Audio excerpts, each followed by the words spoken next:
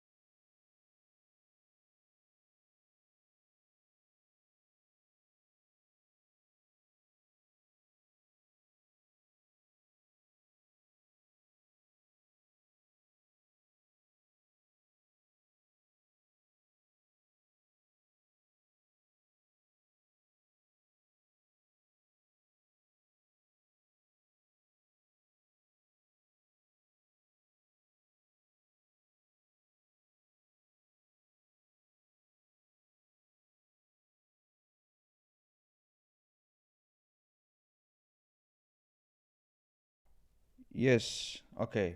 Here we go, here we go, here we go. Hello, first of all.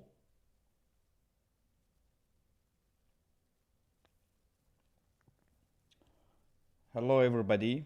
Hope you. Yes, okay. Yeah, okay, you guys hear me. First of all, let me introduce myself. I am Ingelap from Chess A to Z. I'm also chess content creator. Today, we are going to watch games from Pietro and Tushar in Maia Chess Open. They're playing fifth round today. Tushar has 3 out of 4 and Pietro has 2 out of 4 points. And here, as we first of all, I want to go with Tushar because Tushar going crazy this tournament. So Tushar played Bancloud again, and Tushar's rating is 1946, and his opponent's rating is 1841. And after e4, we see f6. Of course, it's the wrong move, but Tushar plays it intentionally on purpose. d4, king f7. Tushar played only Bancloud all the tournament. So if his opponent checked his previous games in this tournament, probably he prepared for this Bancloud. We will see that. And after this check, we play e6 and then d5 because he wants to open the center up. And since black king is still in the center. And after bishop b4, here we see c3 attacking on this bishop. Bishop goes back and knight develops on f3. White actually plays normal chess, solid chess, normal chess, just how it's supposed to be. But Tushar goes for some fantasy because he's legend. And after this knight f3, now we are waiting. Tushar thinks he's probably already made his opening, and now he's going to actually find out how to get out of this situation that he put himself in. So, and meanwhile, let's go and check actually what's going on with Pietro. Unlike Tushar, Pietro plays very solid and normal chess, and Pietro also have black pieces in this round. After e4, we see c5, which is Sicilian, and knight jumps on f3, knight c6, and then white played Jose Ramos played d4. He takes it back, and then instead of taking this knight back, of course, we play this e5, this all Sicilian defense. Knight goes back to f3. We develop our knight, also with tempo attacking on this pawn. Of course, he also develops his knight with defending that pawn. And now Pietro started thinking. So we are waiting for the moves. Meanwhile, in the meantime, let me see what's going on in chat. I'm reading only Pietro's chat on YouTube, even though we are actually okay. Pietro played game. Made a move. Bishop b4. Let's go to the duel. Okay, let's stay in this. Yeah, it's too early to say something. I mean, Tushar's like position is crazy. He's already losing according to the engine. But if you check his all previous games in this tournament, that's exactly what happened. All previous games, and in some point Tushar managed to come back and win the game. He lost only one, I believe. Let me see. Yeah, he lost last round. He lost yesterday. Yes. At the moment we are actually live on 5 different channels.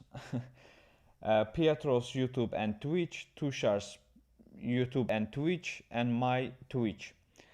But I'm going to read mainly Pietro's YouTube chat.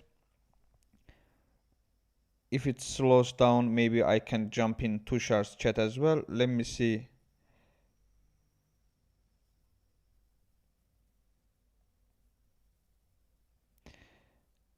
Okay, now I'm in Tushar's chat. Yes, indeed, I think so. He would win all the games if he would have played normal chess. Okay, moves are coming in Tushar's position. Let me see what's going on here.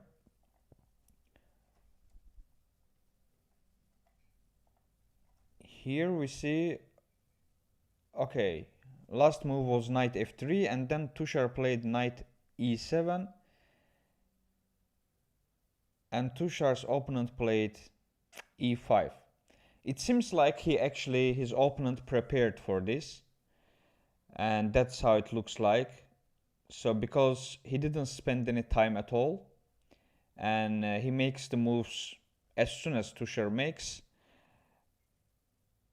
and he plays correct moves. I mean, so far Mauro Castro Barciela played with 99.7 percentage. 9 rounds, if I know correctly, it should be 9 rounds in total. So after today, they still got 4 more days to go, 4 more rounds to go.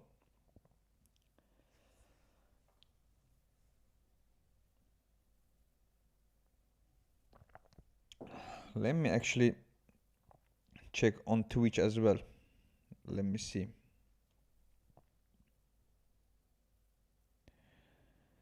Let me see.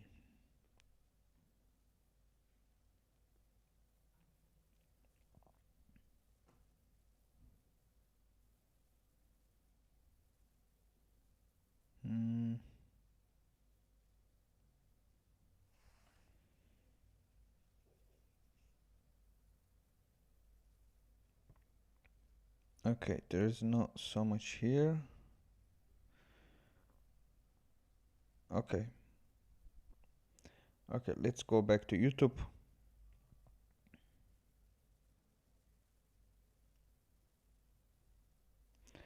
Hello everybody. As I said, I will mainly read Pietro's YouTube chat. Sometimes Tushar's pure YouTube chat. Yeah, the moves are made here like what Tushar can make. For example, there is actually this move here. If he takes, he has to take back with knight, and then we take it back. The problem is with it, we having double pawn, and also he can actually take it this way maybe. Then we have to take it back as well. And these 2 ugly pawns in the center, but if you trade the queens, it's totally fine for black. Because this is actually one of those things that you always have to keep in your mind.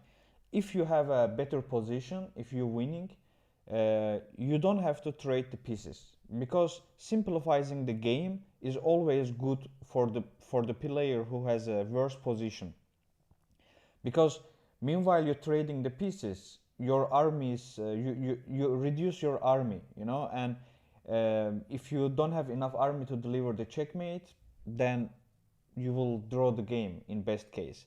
So that's why white doesn't have to trade the queens, and that's the only thing for now black is hoping for.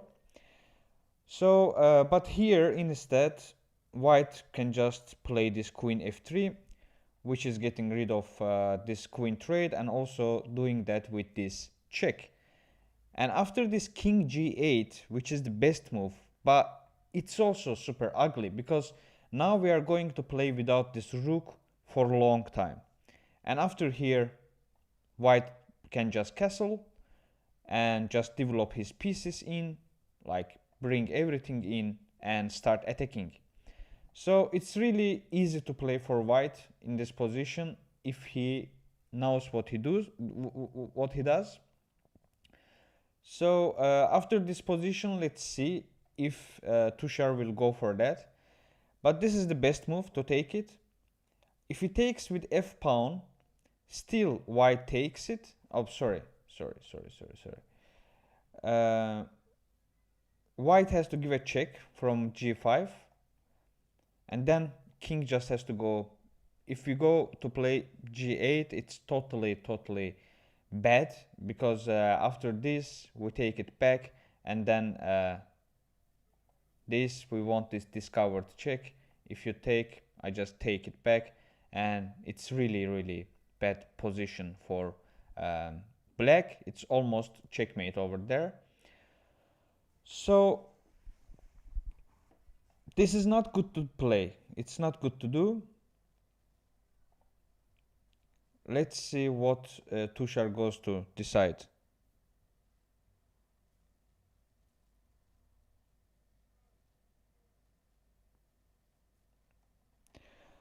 Yeah, I mean, it's all about the amount of benefits that you get. In my humble opinion, Tushar's benefits from content is way more than the benefits he's gonna get from this tournament.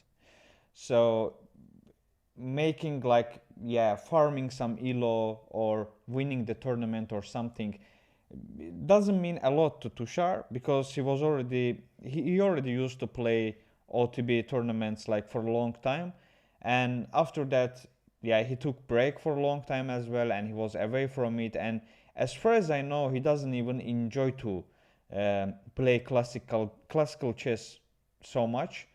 So, and instead of just making this like really serious and yeah, that stuff, he just wants to make it fun, and make some good things, fun things for the sake of content. And I totally understand that point, because yeah, he would have been asked himself, okay, what's gonna happen if I even win this tournament? Like, nothing probably. For him, it doesn't matter. And also it depends on the player's ambition over the tournament. Like, for example, Pietro's ambition is different. He always his journey, his content creation, and etc. about the tournaments he's playing and streaming, it's always he has a like line, road to champ. So that's his content. That's why he takes the tournament seriously, and he wants to play good chess, solid chess, and try his best to win, yeah, as much as possible, and be champion of some tournament. So that's his content, and that content requires to play good chess. But Tushar's content is different, and his content requires to play this way, let's say. I hope you know what I mean.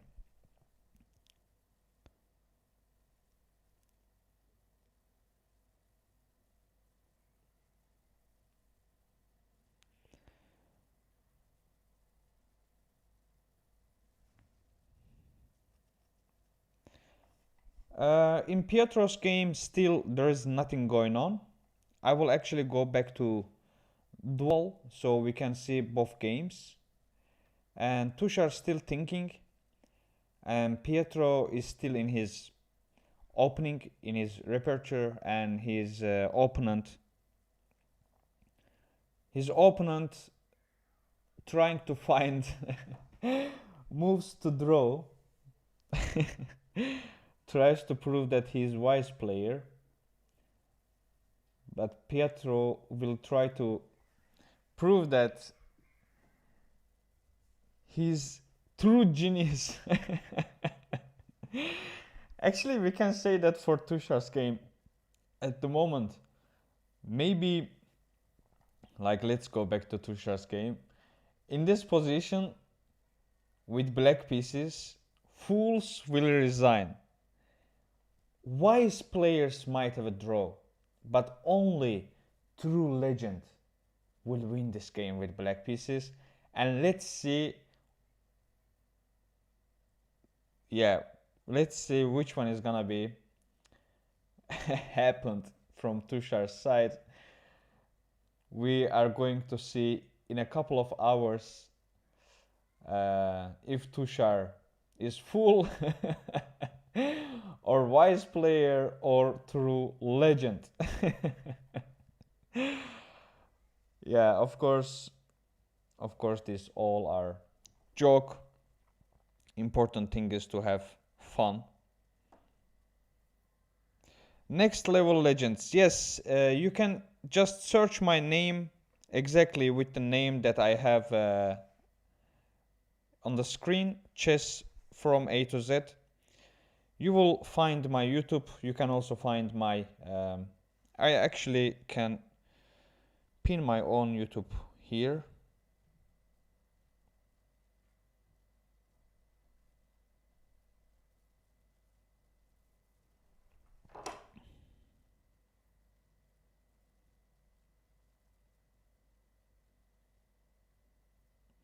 Okay, I pinned my YouTube channel in the chat.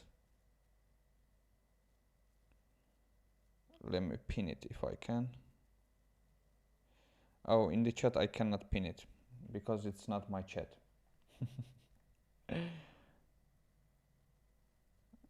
I don't even know if you can get that link there. Let me see.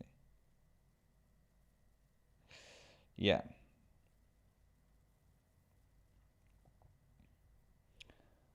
Okay, let's go back to duel. Okay, we see there is a move in Pietro's game. He played this bishop d2, which is actually one of the good moves. The idea is we were attacking on this knight and pin this knight over here, and even if he plays like, let's say, this one, then we were just going to take it. And when he takes it back, first of all, this super ugly pawn structure over here, and also this pawn is hanging here. So he had to figure out what's the best way actually to keep protecting this pawn without letting him to create this ugly structure.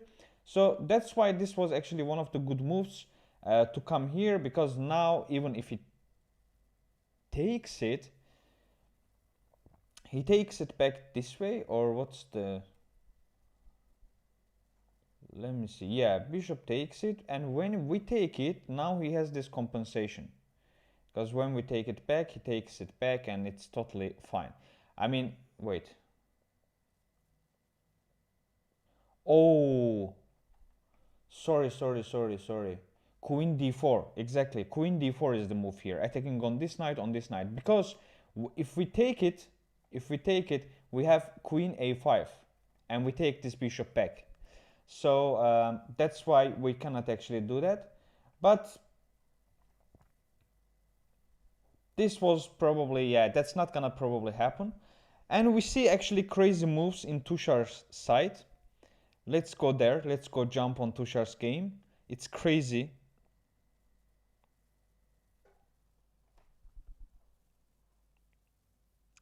No, it's not blunder. I just showed the line. And in Tushar's game, last move was about this, and Tushar finds the best move. Bishop takes e5, knight takes it back, and we take it back, and then this check. Actually, this is the best move. This queen f3 also was possible. Queen h5, and as we all see, Tushar's opponent didn't spend one single second, and he is playing with 99.8% of accuracy.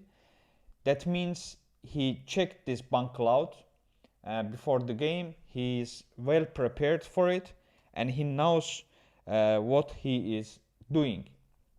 So I think it's gonna be really hard for Tushar to regain some advantage, or at least to equal the position in this game, because it seems like Mauro Castro Barciela just knows what he's doing.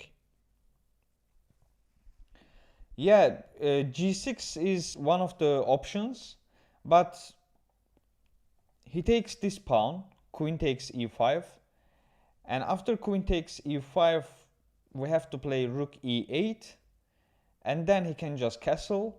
You know, look at our like position. Our king is already exploded. You know, our king is, yeah, not safe. And finally, we managed to pull our rook outside from this corner, and also this was under attack, by the way. But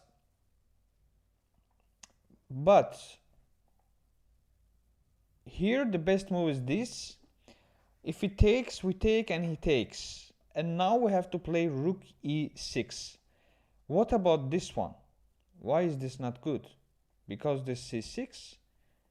But if he takes it, oh yeah, of course, it's not check, then we take it. Okay, but what if we just play this one?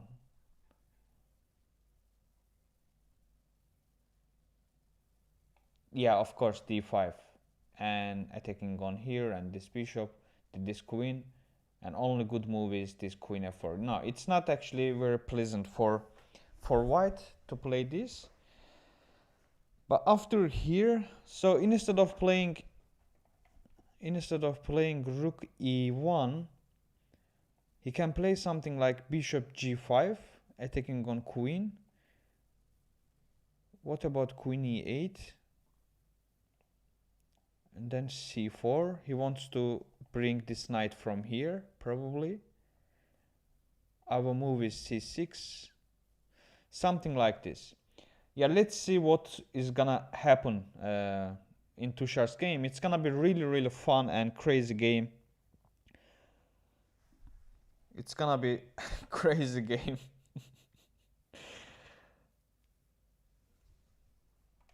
Okay, let's go back to duel and let's watch both games.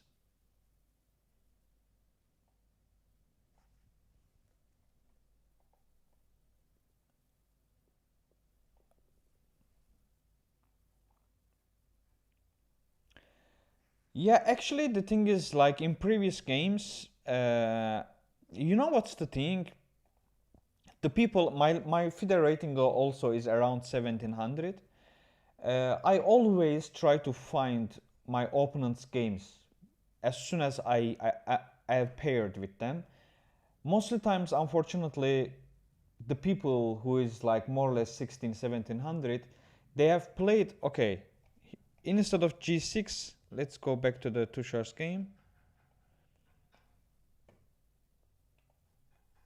Okay, instead of g6, Tushar plays knight g6. He probably wants to also like guard this pawn, because after this check he wants to take it. But now actually there is this bishop g5 move. His opponent has to find that move. That's the best move, and only move actually keeps this much advantage up for white pieces. Second best move is to take this one, and but after here, yeah, white's position and advantage is kinda. But he found the move. Yeah, as we talked earlier, he just prepared for it, and he doesn't even spend any time. He just makes all the best moves without thinking. And yeah, now we have to play queen f8. Queen e8 is even worse. Yeah, what I was going to tell. Pietro also made a move. Let me go there. In Pietro's game, uh, as we talked before, like this bishop came here, but best move was to take this knight still. But instead, Pietro made third best move, which is castling. It's still fine. Yeah, now white just can continue this knight d5, and here we can take it, or we can take this way. Like this, all trades are possible. By the way, Tushar finds the best move. He understands that queen e8 wasn't so good. He has to play queen f8, and let's try to understand what is the reason actually why this queen e8 worse than queen f8. So takes, no wait, f4. There is this f4, and if we take it, he's just castling instead of taking that. Crazy. But what's happening if we play queen f8 then? He still cannot push this f4. Now we have king g8. Yeah, now we have king g8. Now we have king g8 and our queen is on f line, so we're immediately putting pressure on this pawn. But if he takes it, then queen f5, right? Or b5 maybe. If he takes, then queen a5, attacking on this pawn. But what if we take it directly?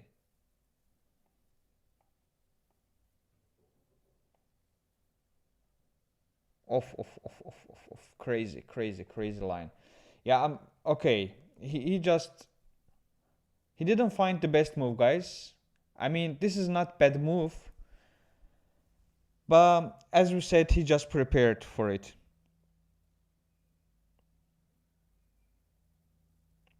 The blunder guy.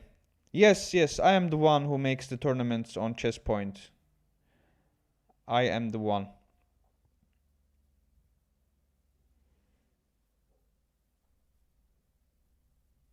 I am the one who makes tournaments on Chess Point. I am the one. Exactly who you are talking about. I am the one. Anyway, okay. Yeah, what I was talking about. Yeah, I was about to say. Wait. Yeah. I wanted to say about that preparations. Like in my level, unfortunately, people doesn't have so much games in database, so it's really hard to find and prepare for them. It happens really rarely that they have a couple of games in database, and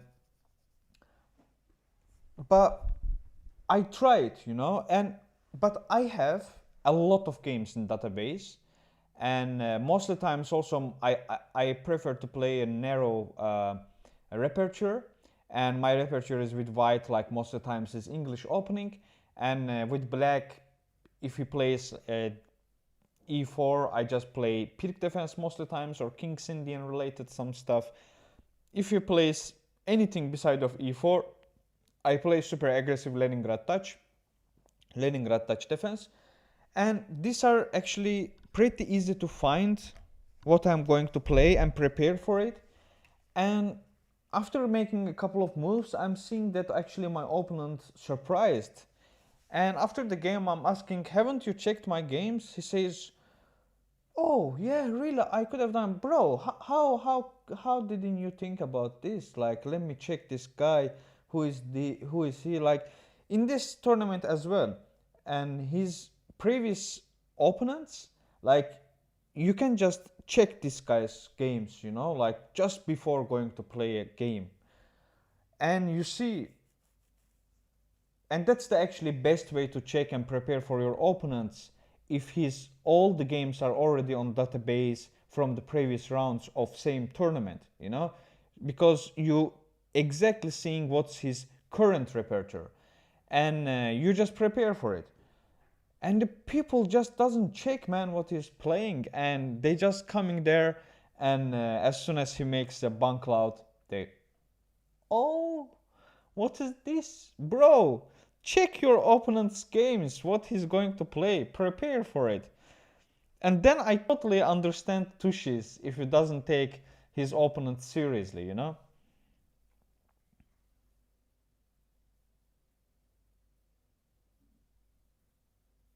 Now Tushar played Bankcloud today as well. That's why he's in. He got this worst position, and his opponent's just doing crazy stuff. And let's go back in the meantime to Pietro's game. Here we see slightly better position for Pietro.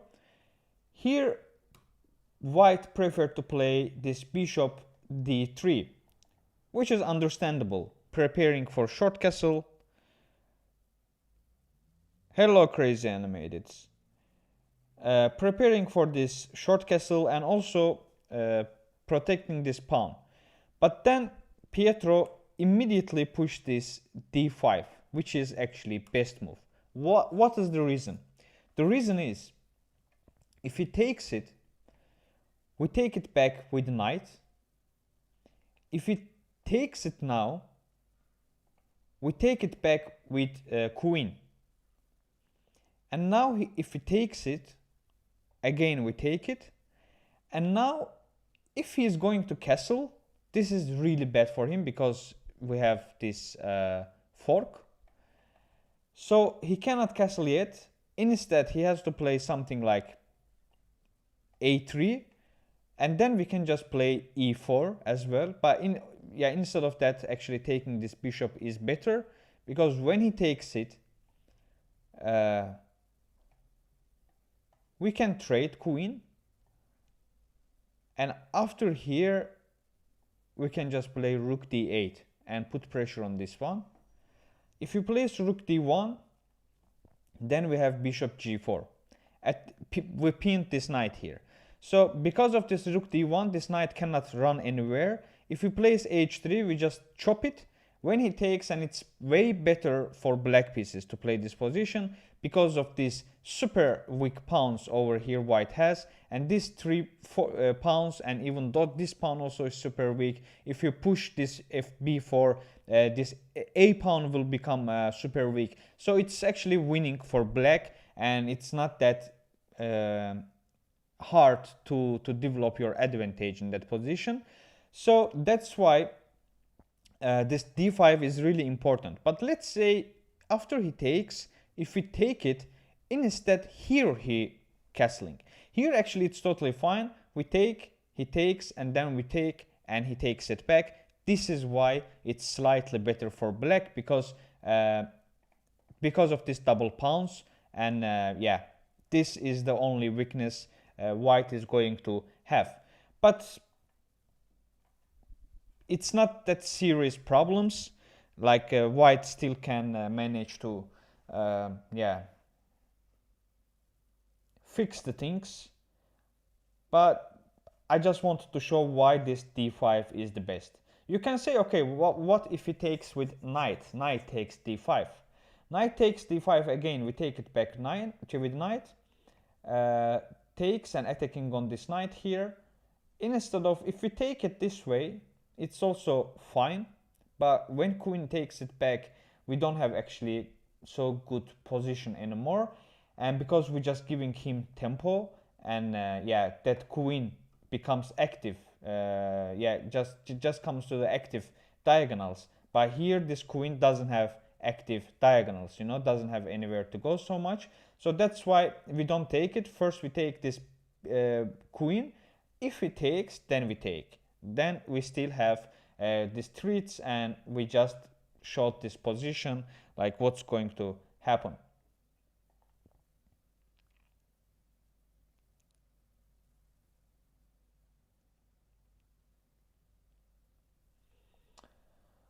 Jose Ramos, I really don't know.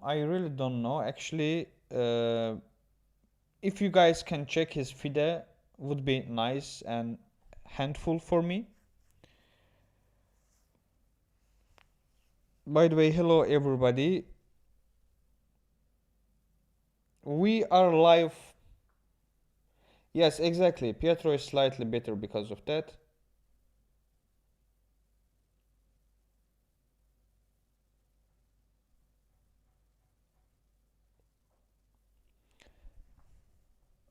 Oh, maybe I misunderstood the position. Leo Messi, you might be right. So let's go for that position.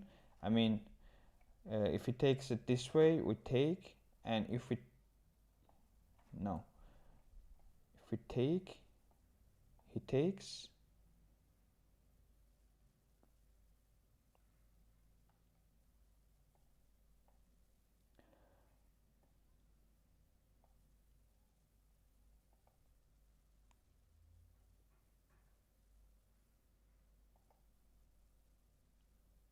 Bishop x h7 is not possible.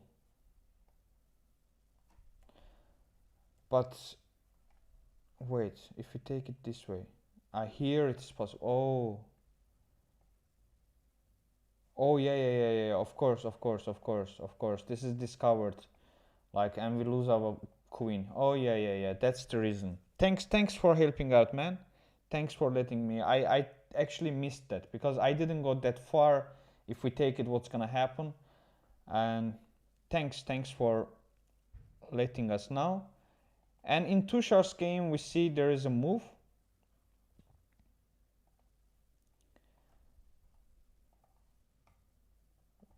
Op.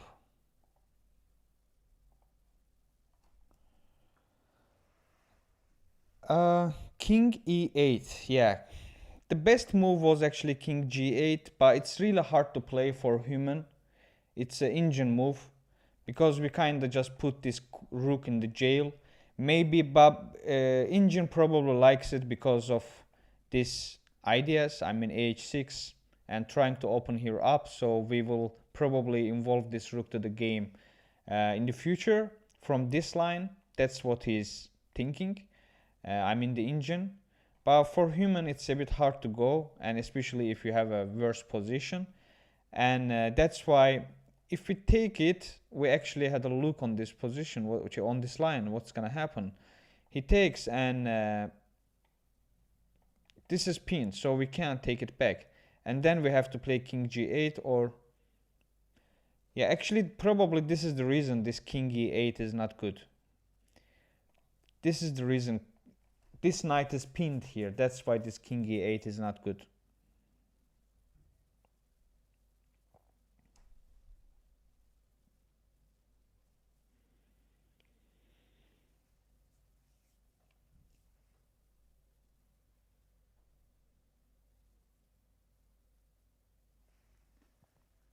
Yes.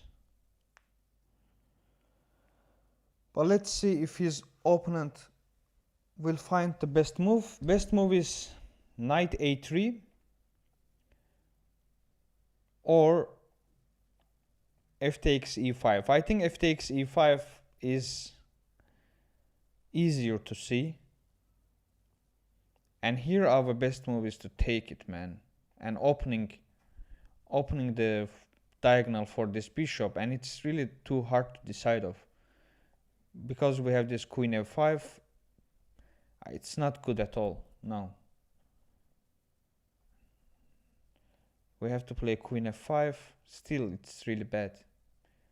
Knight d2. But it's also hard for white to... Because as you can see, white also started thinking finally. And that means he's out of the preparation at the moment. So he has plenty of time actually to think about.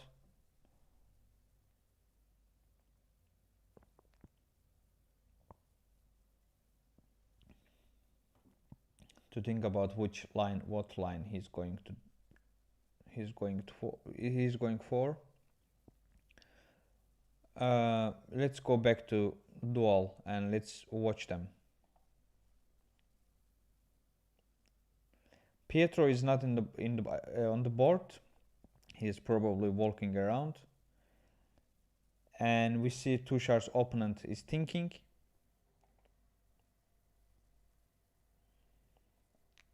He has directly this rook f1 as well, which is crazy. After this rook f1, I don't know what he's going to do.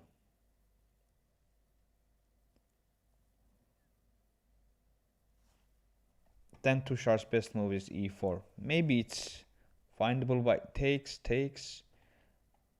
Oh. Man, the crazy thing is, if he gives this bishop away, still it's winning because of this. I mean, he still doesn't lose. But probably he's not gonna go for that idea, for sure.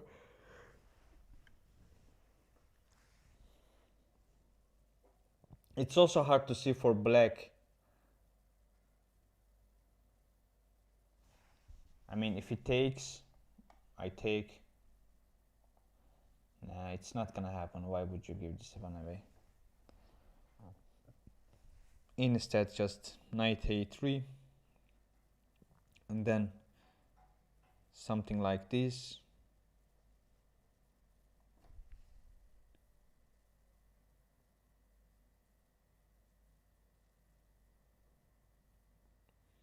What is stupid, Pedro Carames?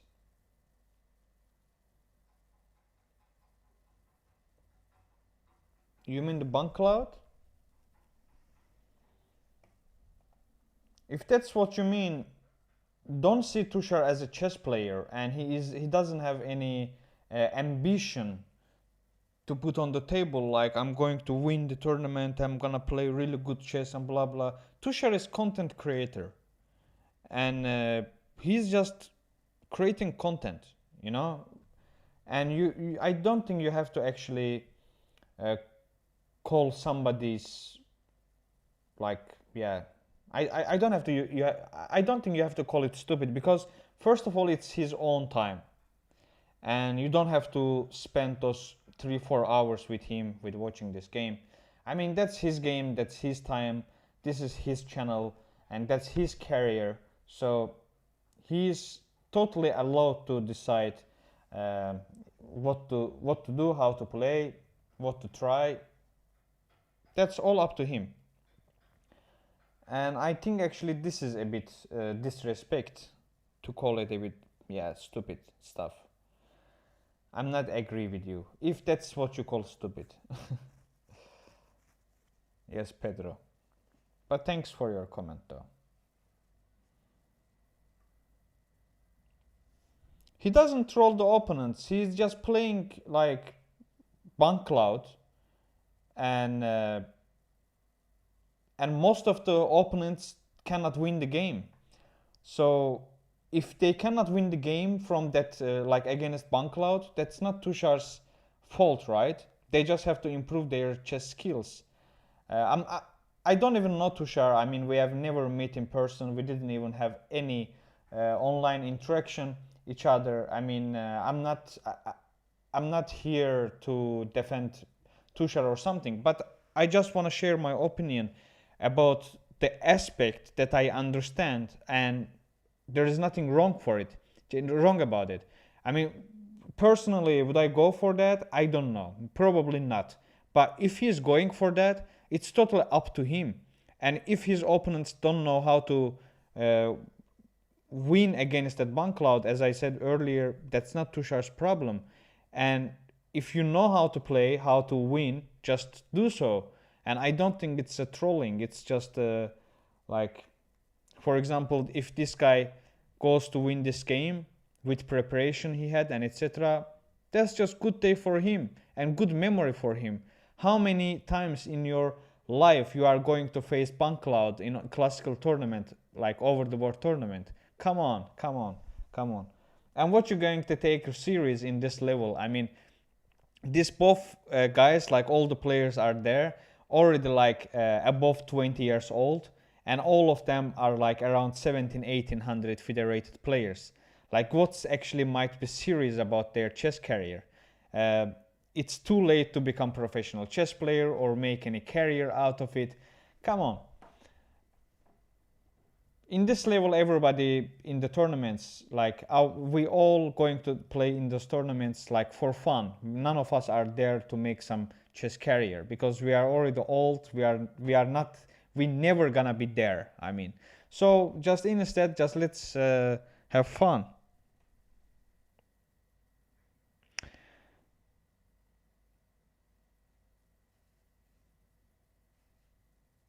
Pedro, I understand. I don't agree with you.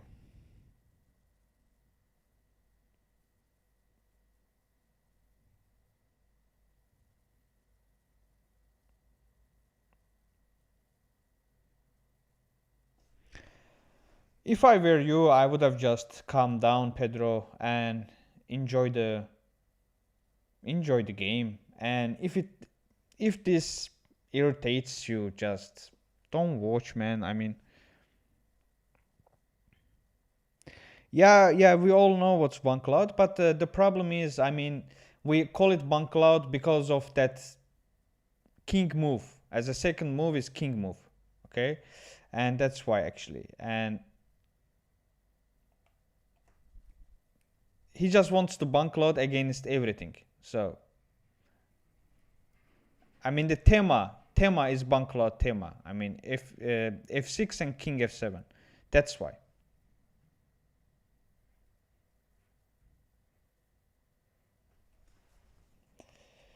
Yes, life is unfair. But thanks for your thoughts. Thanks for your sharings. I totally understand your perspective as well. I just like don't agree, and I also understand Tushar's perspective, and it's totally should be fine. I mean,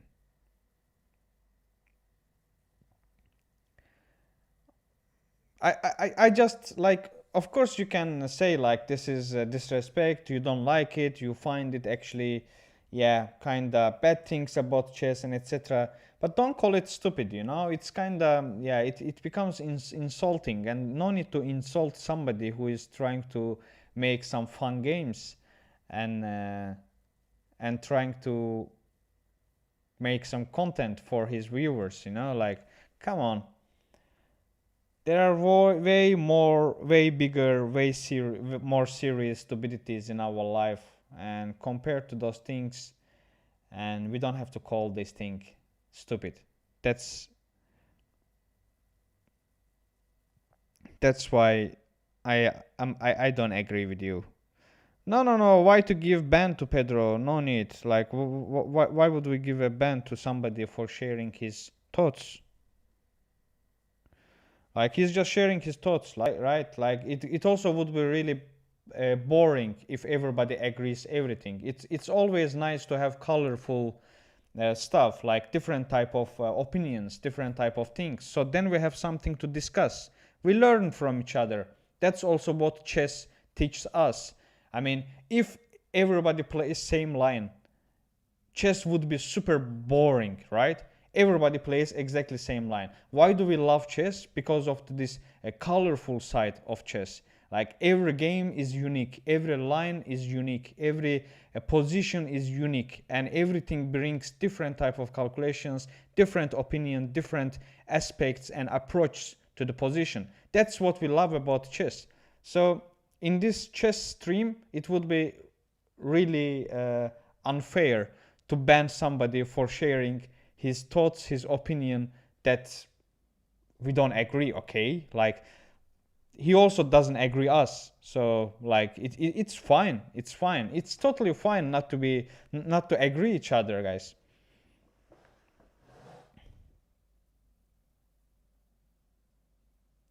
I totally understand, Pedro. I totally understand.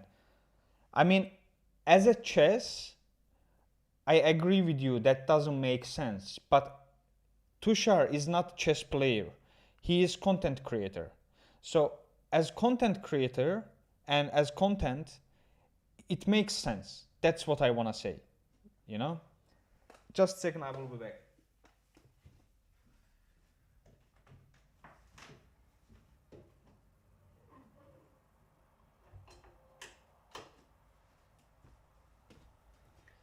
In the Netherlands, weather is like crazy. The weather is like Tushar's games. You never know what's gonna happen. This morning was a bit coldish, and actually last night was super cold, and I closed all the windows and doors, and now I suddenly felt that it's actually super hot outside, and I had to open the window.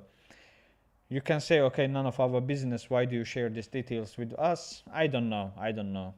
I'm the commentator, so I'm allowed to talk whatever I want. Yeah.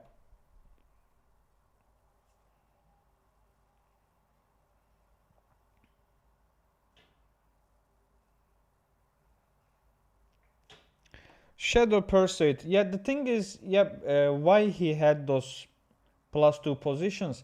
Because his opponents didn't know how to play against Bank Cloud, or I mean this stuff. Uh, but this opponent clearly prepared for against this, and he knew what to do, how to gain advantage. And yeah, so he played totally correct moves. He played with 98.5% of accuracy. And yeah, when you play just with like best moves against some inaccurate defense with white pieces, of course you are gonna end up +4.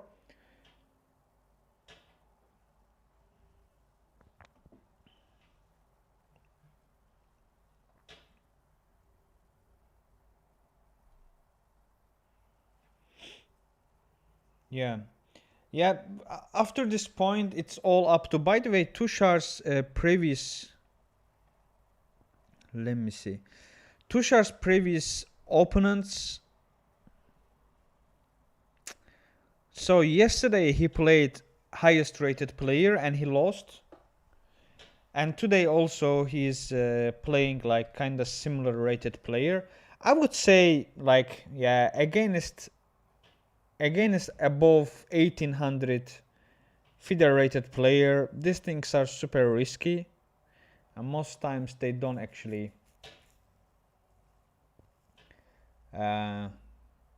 but it's too early to say anything. It's too early to talk about it.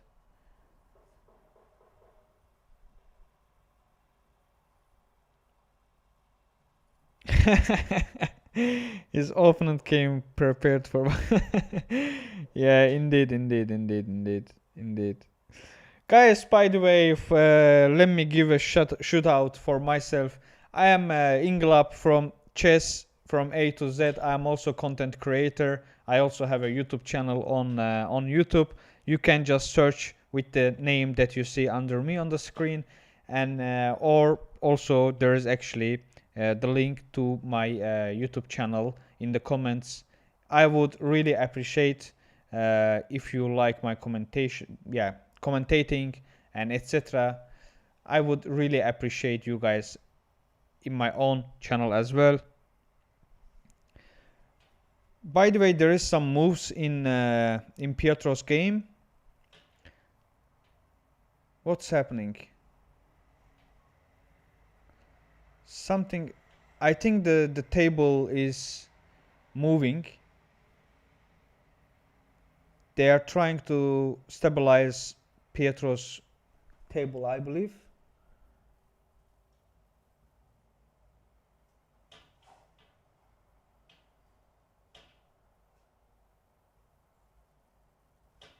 Or something actually, or maybe cable plugged out from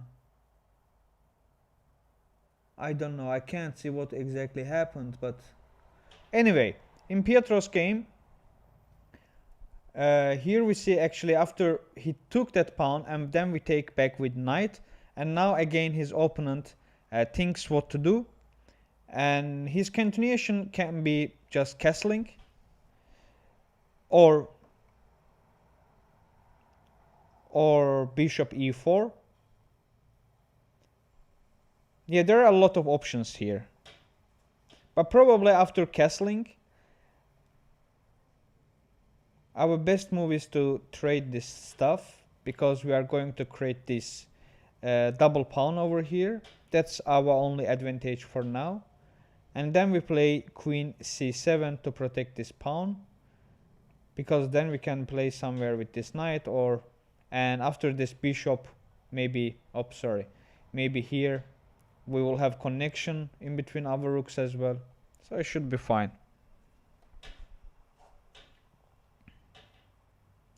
Should be fine.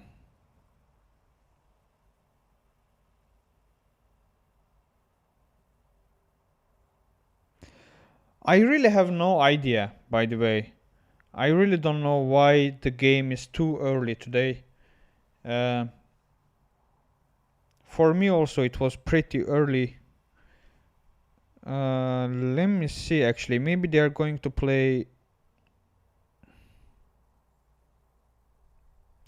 Maybe they are going to play 2 games today. That's why maybe. No. Interesting. Tomorrow is again, it's evening, but only today the game is super early. It's interesting. Okay, Jose Ramos in Pietro's game castled. He found the best move, and probably we will see this line will happen, most likely. Let's see. And let's go back to these things.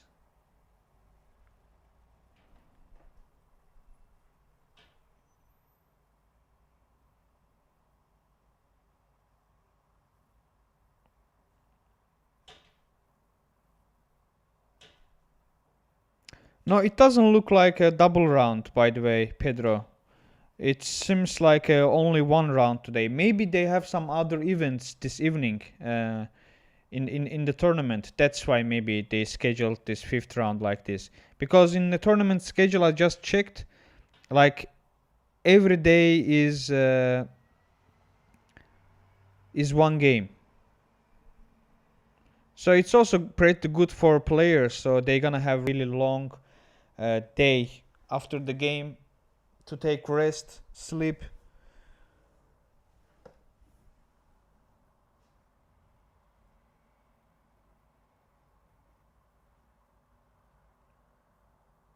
Oh, that's why. That's why.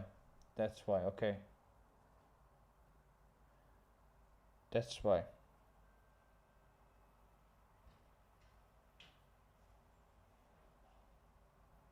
Okay, now it makes sense. And last round will be this early as well, but it's totally understandable because always in tournaments last round starts way earlier than regular match time because of the closing and yeah, because of the ceremony. I mean prize ceremony and etc. Yeah, Mauro Castro Barciela takes his time against Tushar and wants to make everything sure, wants to calculate every single line and consider every single detail, not to miss this winning chance against Tushar, which is actually pretty nice attitude. Most of the times, I'm also one of those players who is losing their discipline as soon as they reach totally winning position. During the game until reaching getting some advantage in position, I even having like times to think for a move, for single move, like 30 minutes, 25 minutes to consider all the position and understand it and etc. But as soon as I get advantage, I lose my discipline and I start playing faster than supposed to be, and most of the times that costs me the game. And yeah, so but if you can calm yourself down, if you can still manage to play slowly and control your discipline and take your time, consider every stuff, then that means you are actually like approach this thing with like professional way. But another thing is about chess, most of the times if you're thinking too long, most of the times you don't play the best move. It's even same in elite level as well, and exactly that's what happened in this Tushar's game. And after thinking for long time,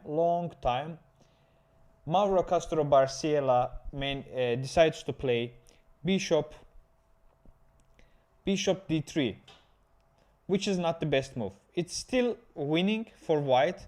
Probably he wants to put pressure on this knight, and he thinks like, but even if he takes it, when he takes back, he takes, but what's gonna happen? I mean, let's say he plays queen f7. That's the best move, or taking this pawn. No, it's not good. Taking this pawn, let's say.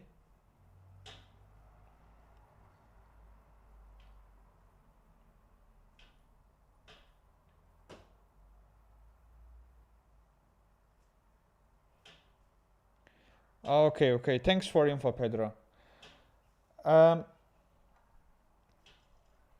if he takes it, he has to castle. We actually had a look on this position, but instead he just should have taken this pawn and then continue that way to opening this line up, and that was the best way to yeah, to keep his advantage for white pieces, but instead he decided to play queen d3, which is also understandable.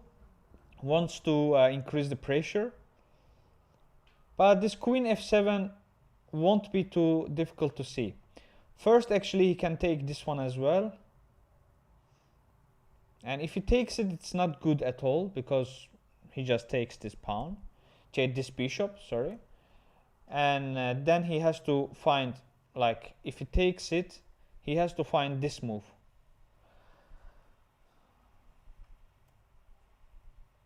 But instead, we just can play queen f7 as well, simply.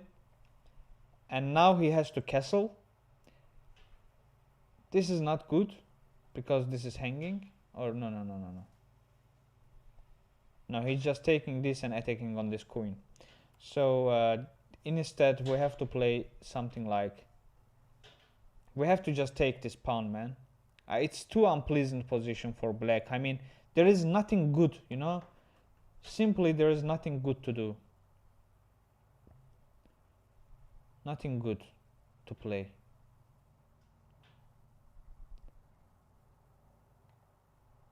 Let's see how Tushar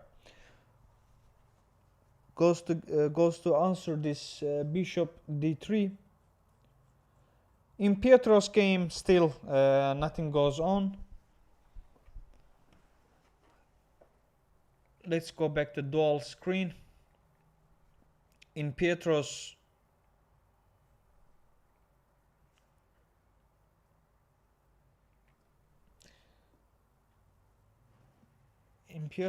position, we all see just like we have to take that knight. That's the best way.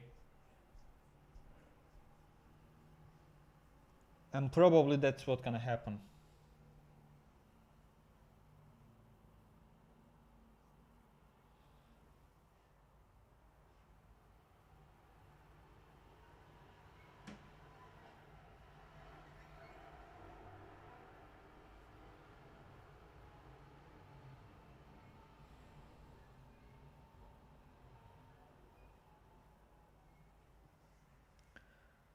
Okay.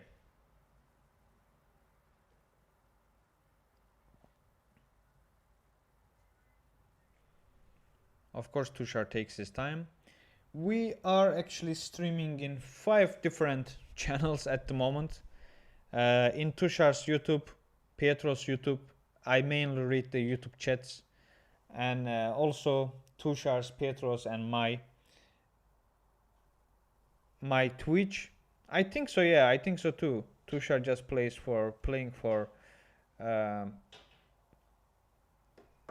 fun.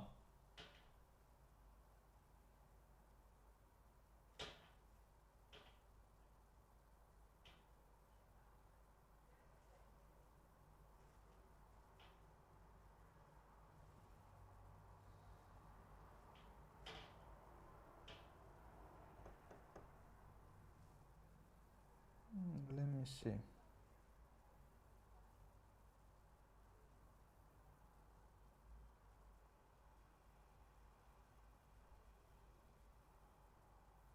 Okay, Tushar found queen f6, yeah, queen f7, sorry.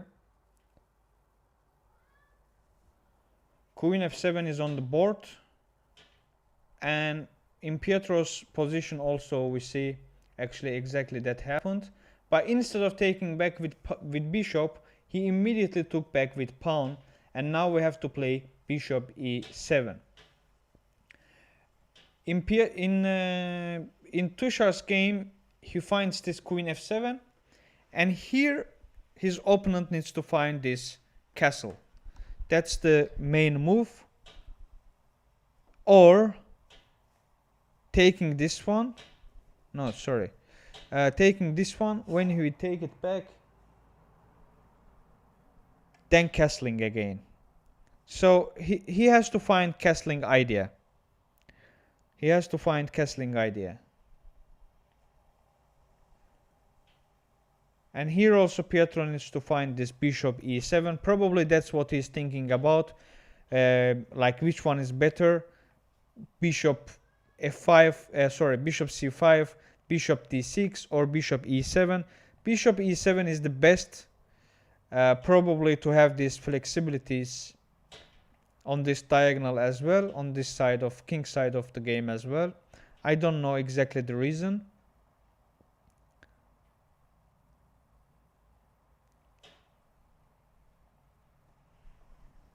This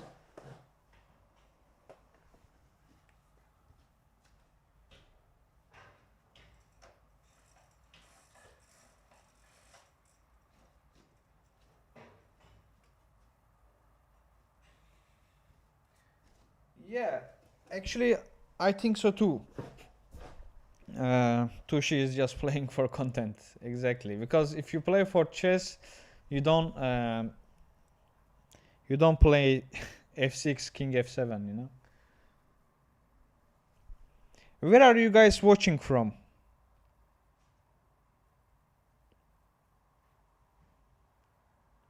Let's ask a question to the chat. Where are you guys watching from?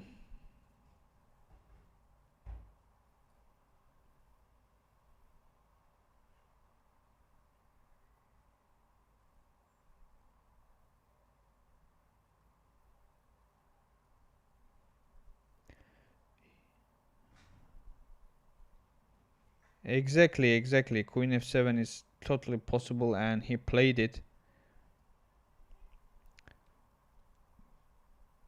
Pedro from Portugal. I myself also supposed to be in this tournament, supposed to be playing in this tournament, by the way. Last minute some things came up and I had to cancel my trip.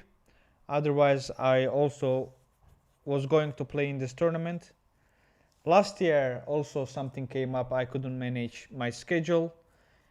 This year also, but I hope next year I will be playing in this tournament. I also really like to be in Portugal. I had been there uh, 3 years ago, I believe. Yeah, 3 years ago I went to Portugal.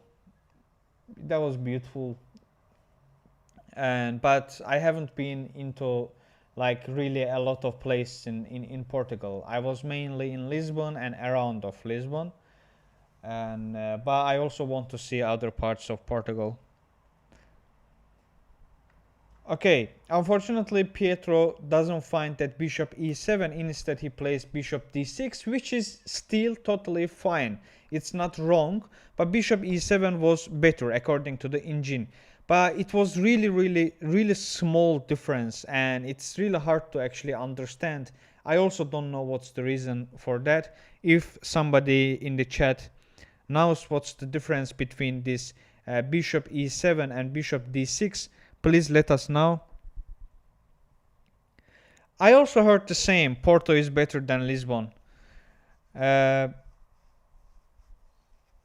a couple of like a couple of people from really close environment had been in Porto and other places in Portugal. They always say like actually Porto is better. I also really want to and willing to visit Porto.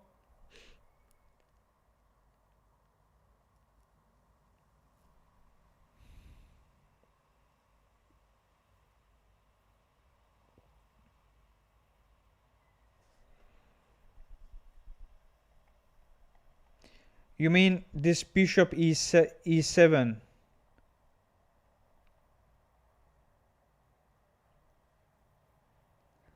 Bishop e7, he controls. Yeah, jumping in here. Okay. Or maybe stops bishop g5. Yeah, true. That might be the reason. Yeah, I understand. Now this knight can jump in here. And in Tushar's game, we see actually his opponent finds the best move. He is castling. He finds that best idea. He is castling. And now there is no actually so much good move for Tushar. I have to be honest. But there are some options. For example, something like this. But if he trades the queen, it's really bad for black. I mean, for white, it's still winning, but yeah, all the advantages melts down. But after this knight f4, he needs to find this queen h4. And then we have to play h6. Then g3. Crazy line though, crazy line. Everything is hanging. Everything is hanging. The problem is we cannot take it because this rook is hanging, and we cannot move this knight anywhere because our queen is hanging. But the problem is, yeah, just it's crazy, crazy, crazy. What to play here, man? d6, crazy. It's too hard to play this position for black. And for white, even though it seems like too complicated, but I think for white it's playable. It's totally playable.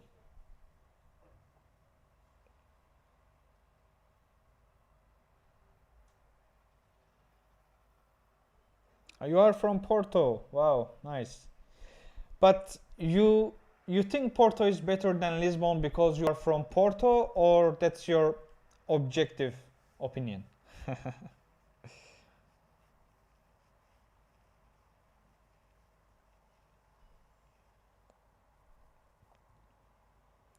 Yeah, I think so. I think so too. Tushar's game is really, really exciting.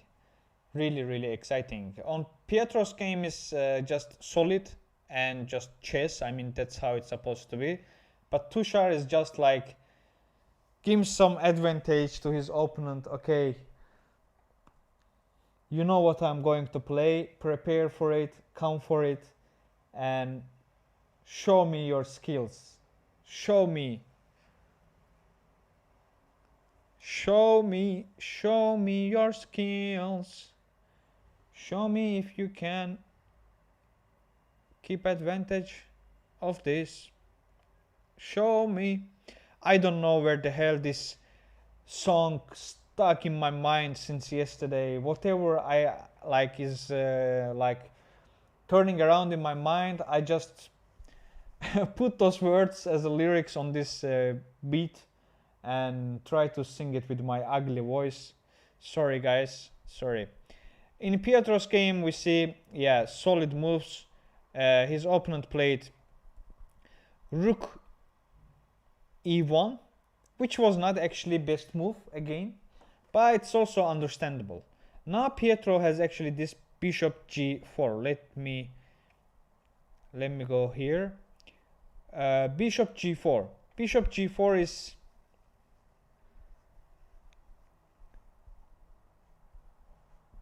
Bishop g4 is pinning this knight here. If you place h3, bishop h5, what if you play? Can he play this? Yeah, he still can play that and start launching some attack, because these bishops have really nice diagonals on this side, so everything can actually happen. But let's see what he's going to play. f5 also is possible. As a Pirc defense player, I would have played f5 here. f5 is super nice move. First of all, cuts this bishop's diagonal and also asking for this. And so which means actually this bishop needs to go somewhere, or this knight needs to play. And if you play something like this, we cannot play this one, right? No, of course not. There is this, sorry. And here we have to play g6. Rook b1.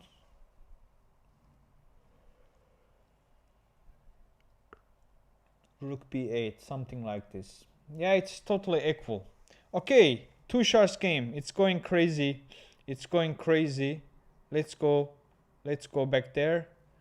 Okay, here we see actually Tushar found the best move, taking that pawn. Now of course he cannot take it back with rook.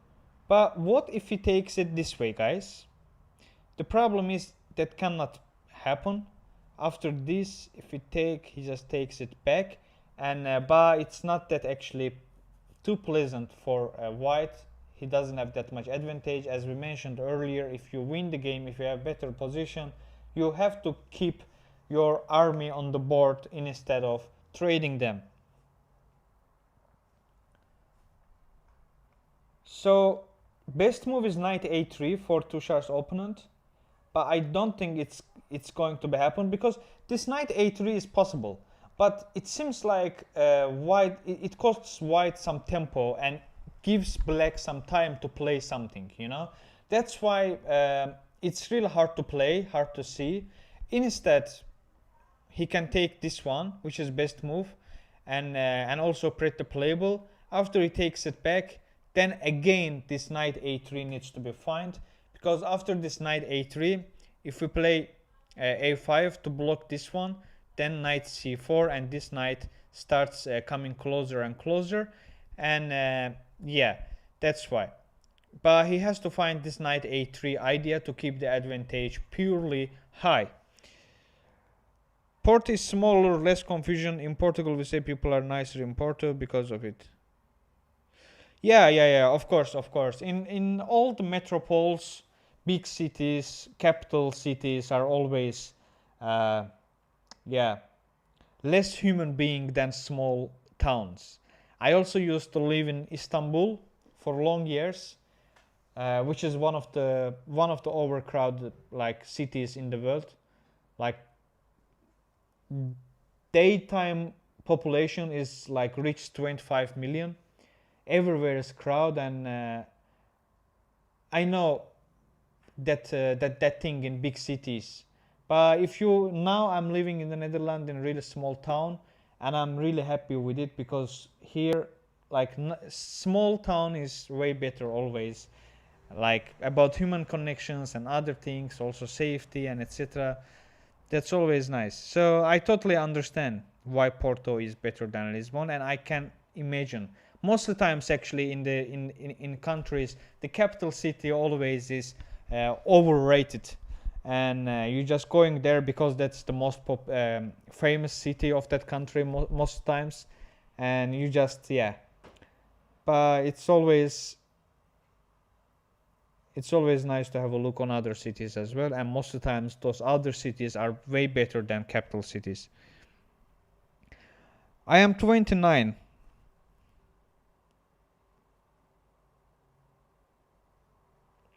Okay, he didn't find that knight a3 idea, but the problem is he found out that he has to play this knight, and maybe knight a3 was the best, but this knight d2 also doing pretty well, because he thought maybe from here to come here and blah blah. That's a really long story, but the knight d2 is also doing pretty much and wants to jump in and come closer, and it's not gonna be easy for Tushar at all. And here only good move is knight e5, attacking on bishop, and also want to trade the queen. And if he trades the queen, then it's totally fine for us.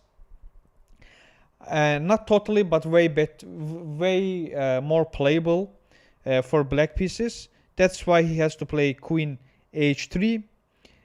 But then we are going to take this pawn, this bishop. He takes it back with queen, and yeah. And here maybe we can play e5 to protect this pawn.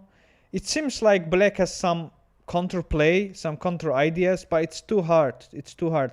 Our king is in the center, and this pawn will be will be pushing. It's hard. And look at our pieces. These all are just sleeping there without doing anything. Simply without doing anything.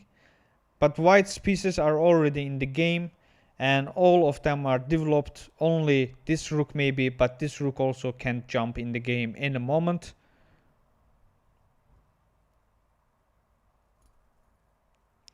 Martijn van der Korput. Yes, you are also from Netherlands?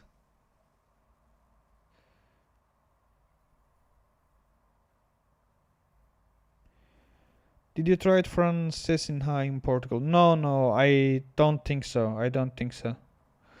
I'm learning actually. I'm trying to learn guitar. I have that electro guitar like a couple of years ago, but I have an addiction. Yeah, like you know that people constantly keeps buying books without reading the books he already have at home, but he buys the new ones. I have that thing as well. I have like plenty of chess books that I have to read, but still I keep buying new ones. But also I got it about the music instruments. I just like to have music instruments at my home, and hoping for one day I'm going to learn them. And guitar is, yeah, one of those instruments that I have in my house that I'm just trying to learn. I recently bought keyboard, not keyboard, piano, but electro piano.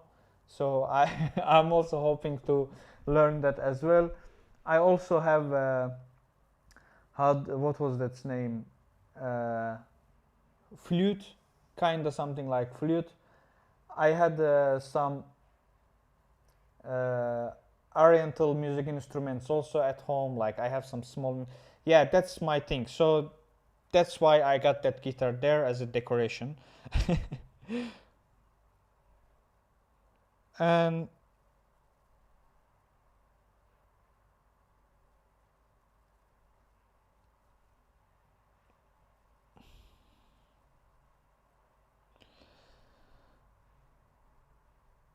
my name is Ingilap. I'm 29 years old, almost 30. In January, I'm going to turn on 30. And I'm also content creator. I also have my own YouTube channel. You can check uh, my YouTube channel with the name that you see on the screen, Chess from A to Z, which means I share everything about chess on my channel from A to Z. And yeah, feel free to follow me. I would appreciate to see you guys on my own streams as well. Thank you all in advance. Yeah, I'm not the guy actually who is delaying the things like forever and like don't do the things like today, let's do it tomorrow or other day. But the thing is, I got a lot of things to do today, and unfortunately today I have only 24 hours per day, and unfortunately I have to sleep, I have to do some other things, I have to work, and so it's really hard to actually find proper time to learn a music instrument. And music instrument is about something that you kinda educating your brain about something that you have never done before. So it needs some consistency. You have to do it every day for at least for 1 hour, and it's actually hard to keep that consistency and also keep that motivation and etc. But thank you.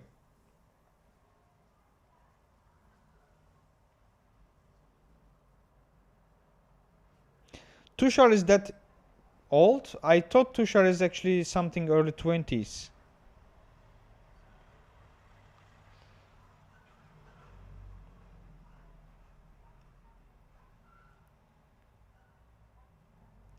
Bro, will they finish today? Yes, eventually they will finish today. Let's have a look on Pietro's game. In Pietro's game, there is a move. Last we were actually after this rook e1, and Pietro plays h6, which is actually understandable. Stops this knight and this bishop from coming to g5. But the thing is, there is a move like this. There is a move like this. You know why? Because if we take it, queen h5, g6, he sacrificed this bishop as well. And if you take queen x g6 like this, it's draw. It's forced draw. So, but if you place it, let's say we take it back with queen, which is also possible. No, I'm joking. We don't have to take it, I mean, we can play queen d7 and just, yeah, we don't take this knight. I mean, but now actually we are able to take this knight But now he is just going to play this knight e4 maybe, something like that. It's crazy idea to see this. You should be known this idea.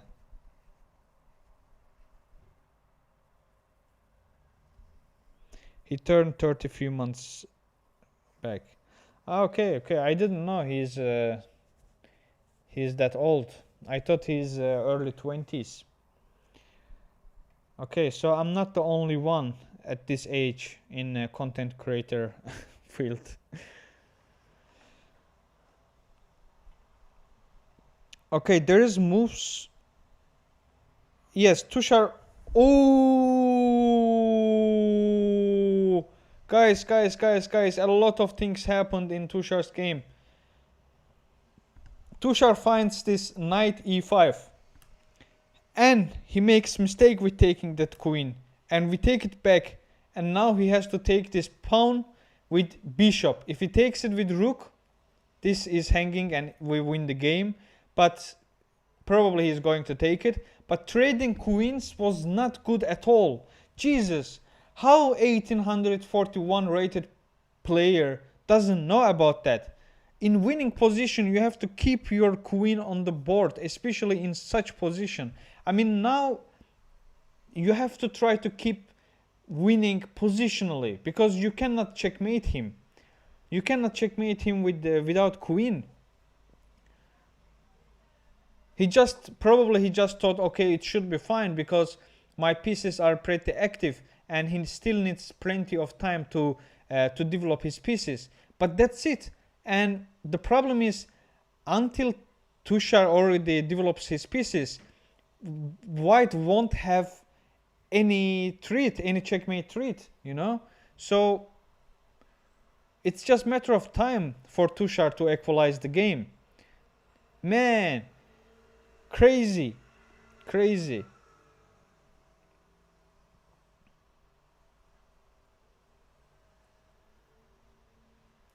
Crazy. He run me crazy.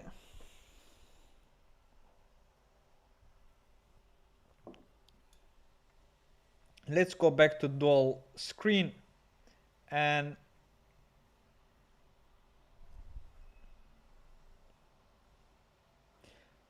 yes, exactly. OnePlus is nothing actually big deal. Yeah, after surviving +4, it's crazy. Tushar's opponent also is pretty young though. Let me look at him. He's also pretty young kid.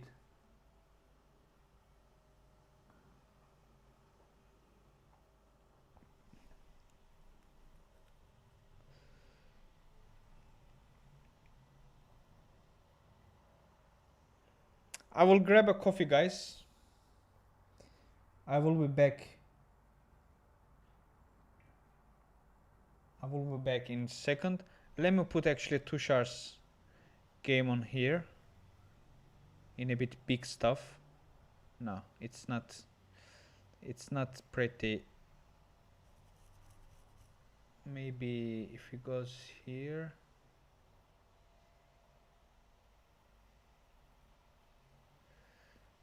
Now it can come here. Okay, you guys watch Tushar. I will be back. I'm gonna grab a coffee.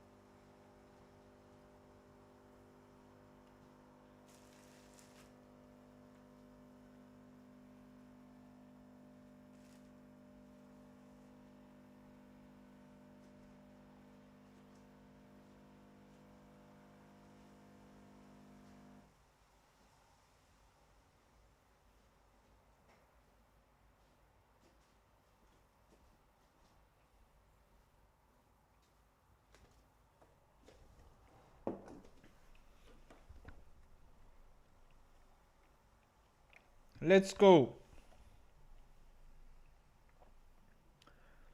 Let's very go.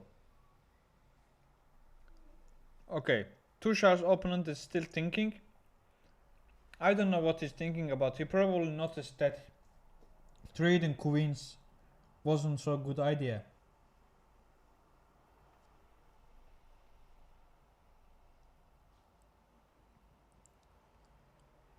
I think Tushar still, when he traded the queen, probably he just said, like inside himself, "You dummy, you are going to trade that queen, dummy. You don't know you don't have to do that, dummy. That's why you are going to lose this game, you dummy." Probably this is the inner conversation at the moment Tushar have. Tushar has with himself at the moment. And Pietro says in this position, if you're going to play knight g5, it might be unpleasant position for white pieces at the moment, but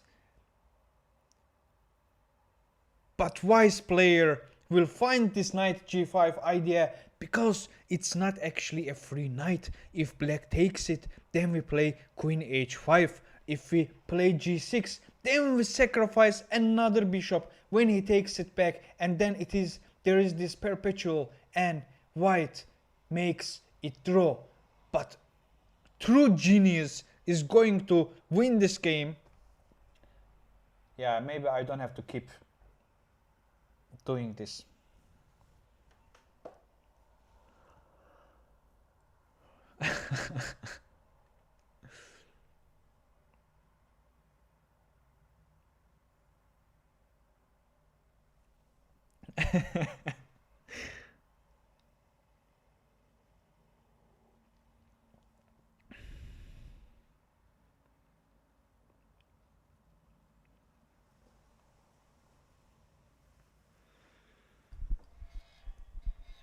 Yes, Tushar's dummy opponent still thinks if he has to take it or not. And Pietro has huge time advantage. Huge time advantage, like more than half an hour, and his opponent still thinking what to play. It's strange that he doesn't know actually how to continue here. And the problem is, beside of anything, this knight g5 is slightly better for black pieces, but really slightly better. It's not that easy. And Tushar's opponent takes that, of course, takes that pawn with bishop, but Tushar says, "Yo, dummy, you think you are going to win this game, dummy? You are attacking on this pawn, huh? But I have this simple d6, dummy, or I can just push this e5, dummy. What are you going to do, dummy? You have to go back there, then I play d6, and look at my position and tell me, how are you going to beat me, dummy? How are you going to beat me, dummy?" That's probably Tushar's inner conversation at the moment. Okay, Pietro's opponent makes mistake. Pietro's opponent makes mistake. I don't know why am I commentating this chess games as a football commentator, but let's make it fun. After this h3, we have f5 idea. As I mentioned earlier, I am peak defense player with black pieces, which is kind of related with modern defense and King's Indian setup. I would definitely done this f5 here.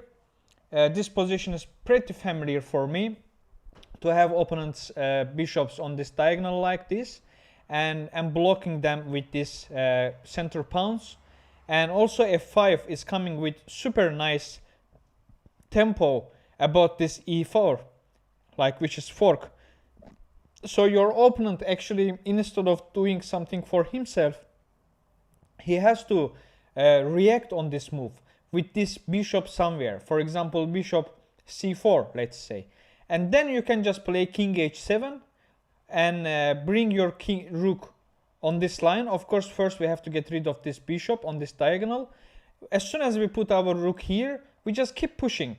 And we just keep pushing and bringing our pieces on this king side, because white doesn't have enough time and enough tempo to bring his pieces with proper tempo to the defense. So that's what black has to go here, and I hope he will find this f5 idea.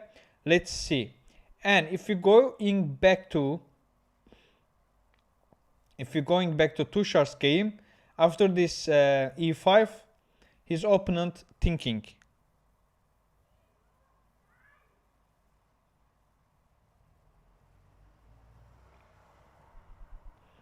What do you mean one elo? Let me check Pietro's chat if there is something going on there.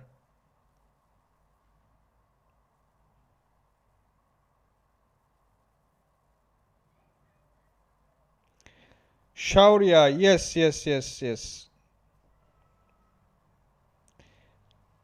Sushi played not exactly Bank Cloud, but something like that.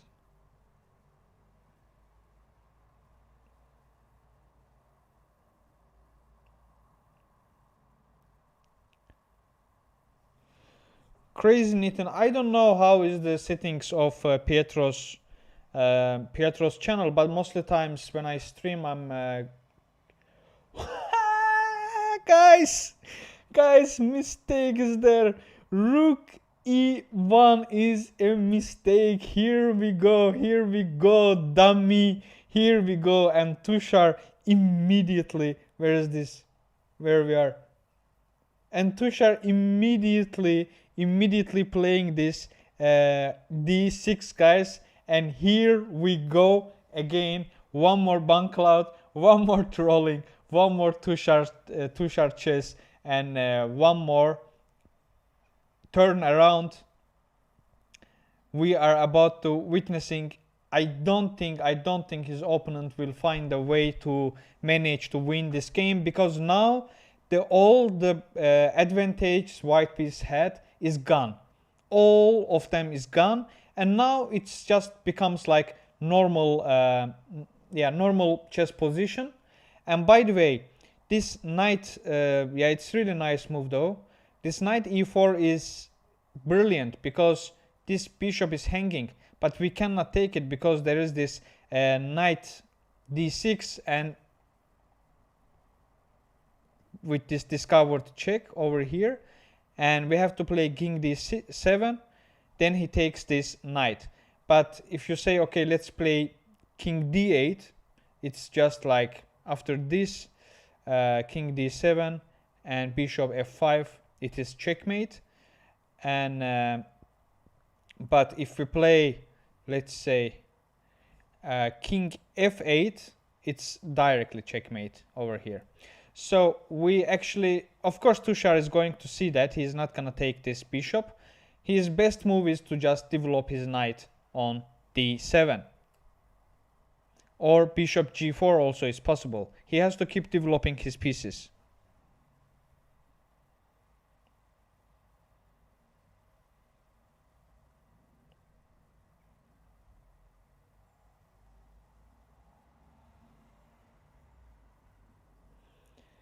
Yes, but I have to give the credits for this knight e4 though.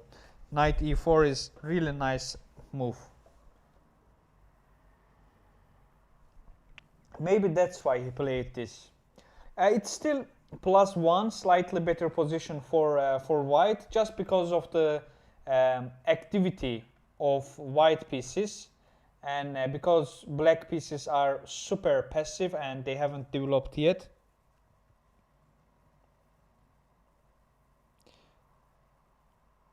No, Tushar, like second move, that's why we call it Bank Cloud, Pedro.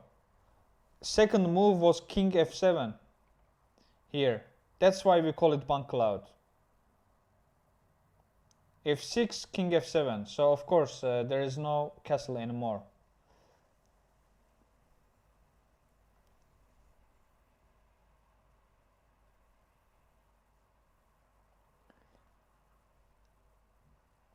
And in Pietro's game, let me see.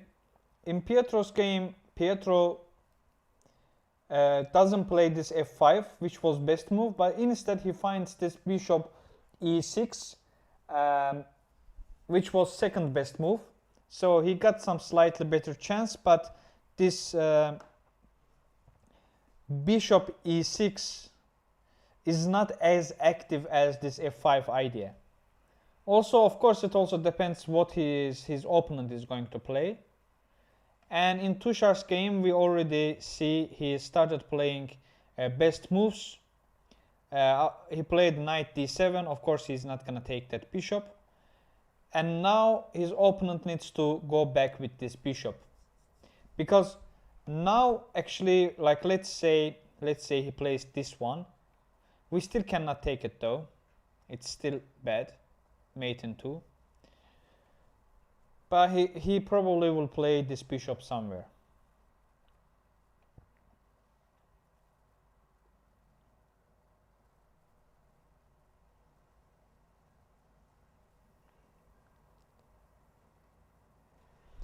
Let's go. Guys, don't forget, like the stream, please. Thank you all in advance. If there are some people on Twitch, I'm reading YouTube chat, but let me actually see, maybe.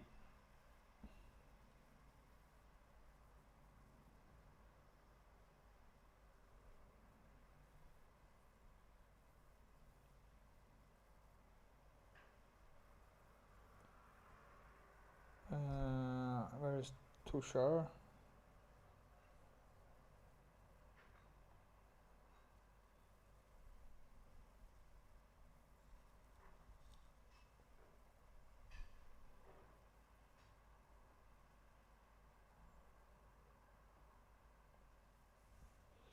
Okay, anyway, let's go back to YouTube.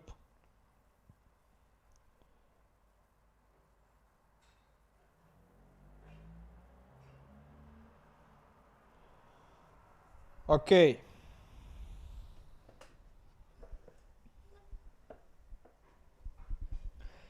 And here we go. Tushar's opponent makes another mistake, guys. Another mistake, guys. Tushar is going to win this game. This knight f6 is totally wrong. Totally wrong, because we can just take it. When he takes it back, then what? Then just what? Knight c5, and we are totally fine. Totally fine. Totally fine. Totally fine.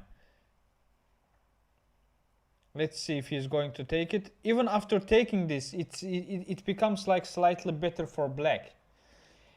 Like, if Mauro Castro Barciela is clever, he should offer a draw at the moment. maybe Tushar will accept it. Otherwise, he's going to lose this game.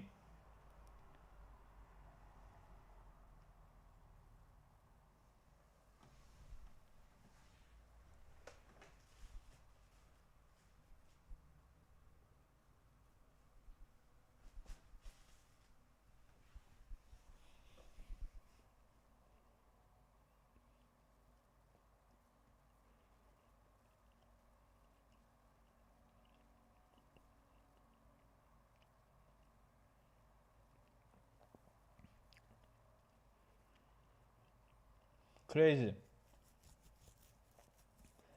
Let's see what Tushar going to do.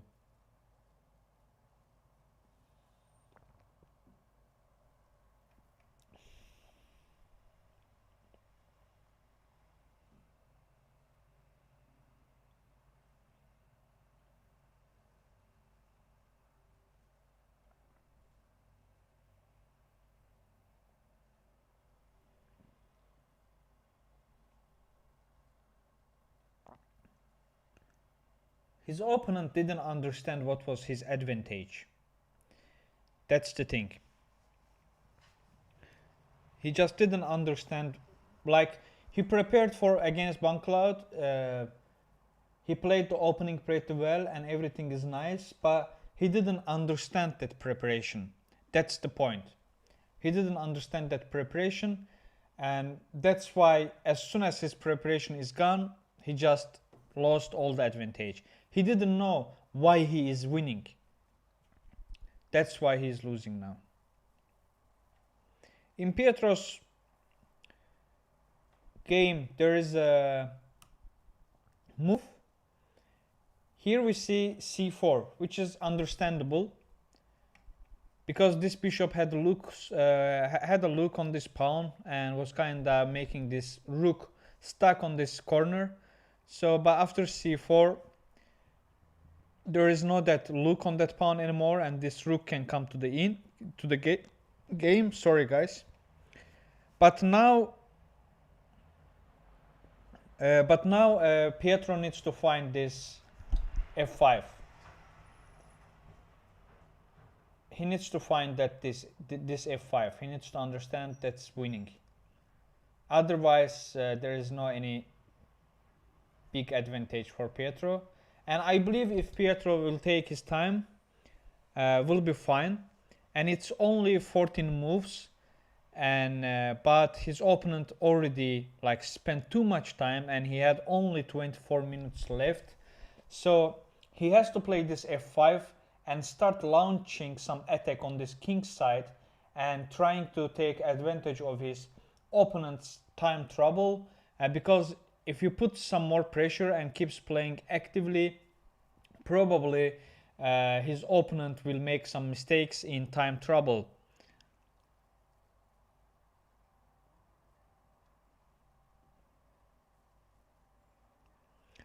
Tushi has black pieces today.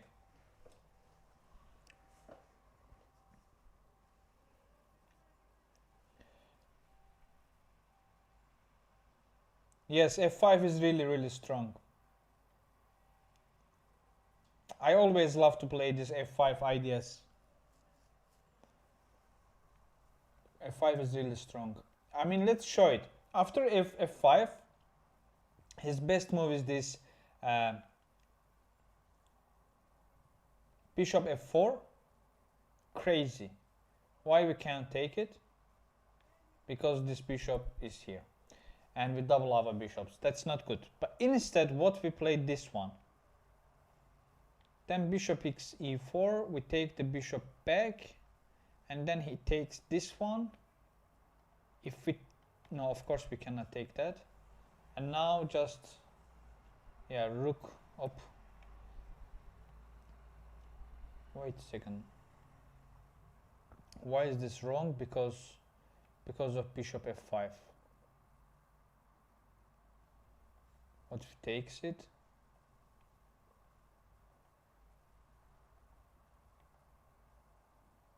Okay, if we takes. And it's totally winning for black. Okay. If we play f5, he plays f4. It's crazy idea. I don't think he will ever find it. I do not think he will ever find it. He probably will play something like this, which is totally fine for us. e4, bishop c3, let's say, bishop c3, and then this knight is hanging. But instead he can play something like this. This is also hanging, so he has to go somewhere like this with his knight. Then queen h4. We're just coming super fast.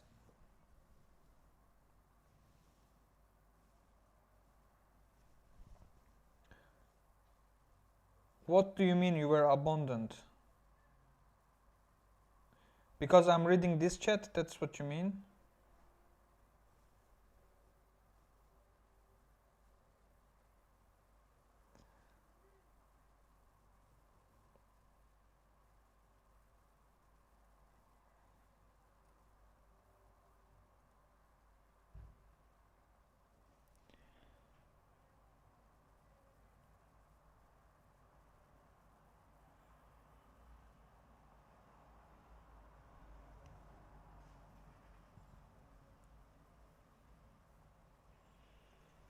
Okay, let's see.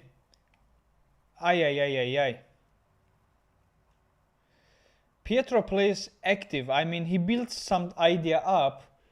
He knows that he has to start attacking, but he prepares some stuff, but he goes for a bit passively. That's why, which is also fine. I mean, he wants to have this diagonal, and it will take a lot of maybe like some maybe other 5-6 minutes from his opponent's time. In the meantime, let's go back and see what happened with Tushar, because there is moves here, I believe. We take that knight, of course, and he takes it back, and then we jump on knight. Knight c5, bishop c2. Oh, Tushar made mistake here. Rook f2 is the only move. Why? Why is this a mistake, though? His best move was b5 here, it says, which is hard to find. Okay, he plays bishop g4. Let's try to understand why it's wrong. Rook f2.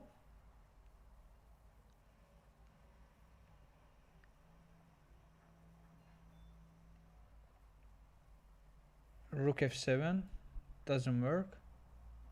Or what if it just come to trade it? Takes. Oh, it takes this one. Okay, it doesn't work. But I just want to understand why this move is wrong after this rook f2.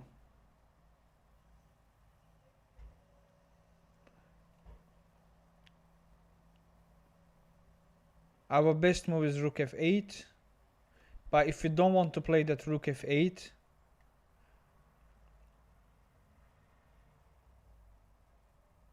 let's play something like this, for example.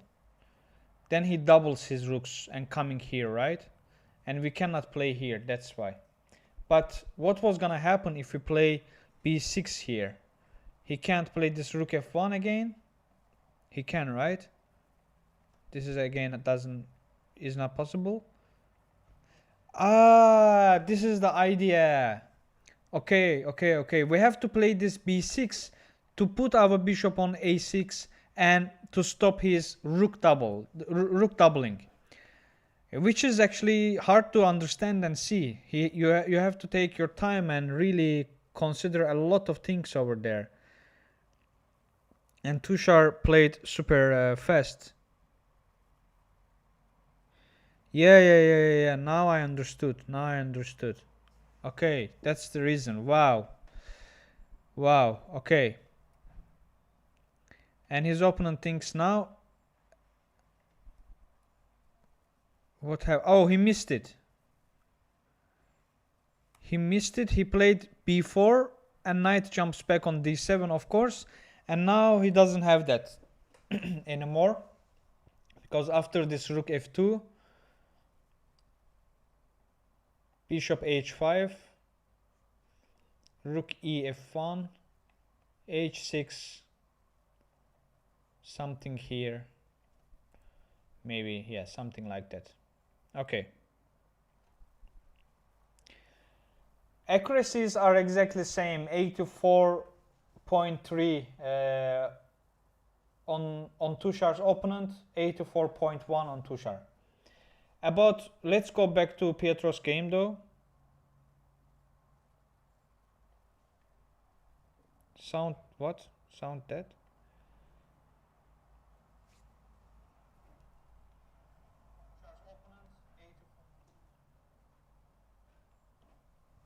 Okay.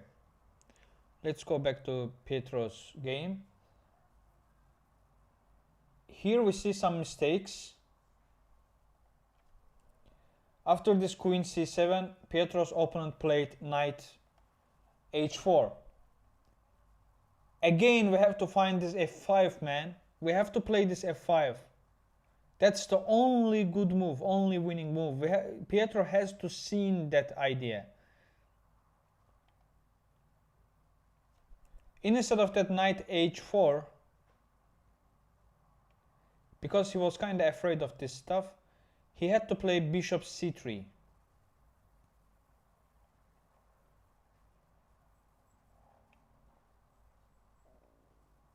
He place knight h4. Let's go, Pietro. Let's go, Pietro. Can we have a f5 in the chat? Can we have a f5 flow in chat, please? f5, f5, f5.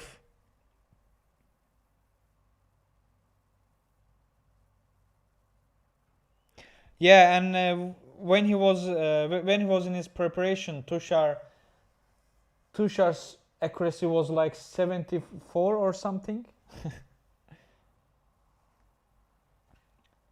f5. Let's go, guys. Let's go, Pietro. You can find this f5 idea, because anything else is just like fine for white as well. Yeah, indeed, both kits look the same. I was about to say that actually a while ago. They only have look. Yeah, the Petrus opponent is not in the board, but they only have some high difference.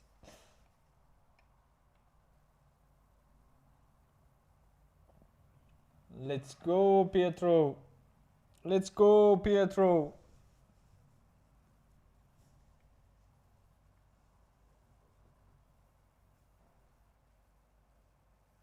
Queen a5.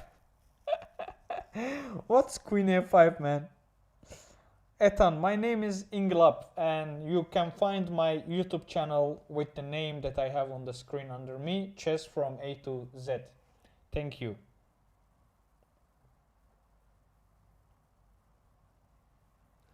The Knight's Tour Chess. Does anyone know where Pietro gets the content for his chess puzzles in his shorts? Like, we're living in technology age, and it's not actually that difficult to generate chess puzzles even yourself with AI's help. And probably he has some puzzle bank and he just created it, and yeah, it's not that difficult, to be honest.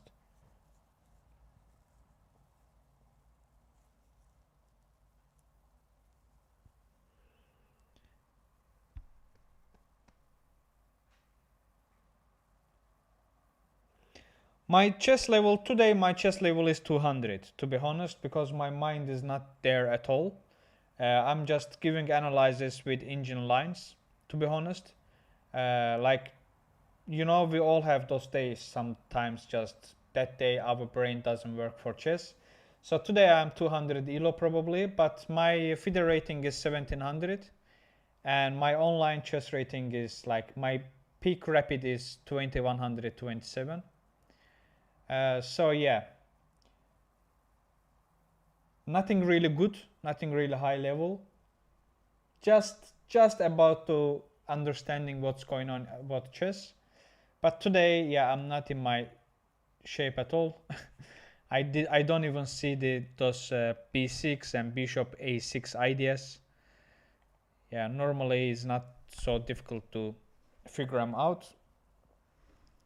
What's your chess elo? Actually, what's the general average in the chat, guys? Can you guys drop your elo in the chat? If you have FIDE elo, do it FIDE. But if not, just put your online rating. So let's see what's our average level, chess level in the chat.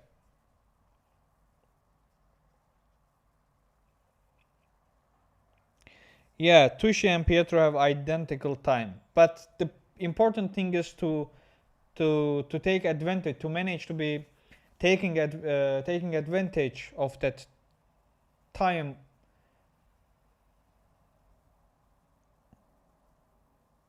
Advantage. Ugliest sentence I have ever done in English. Pedro, your 2100 is FIDE rating or online?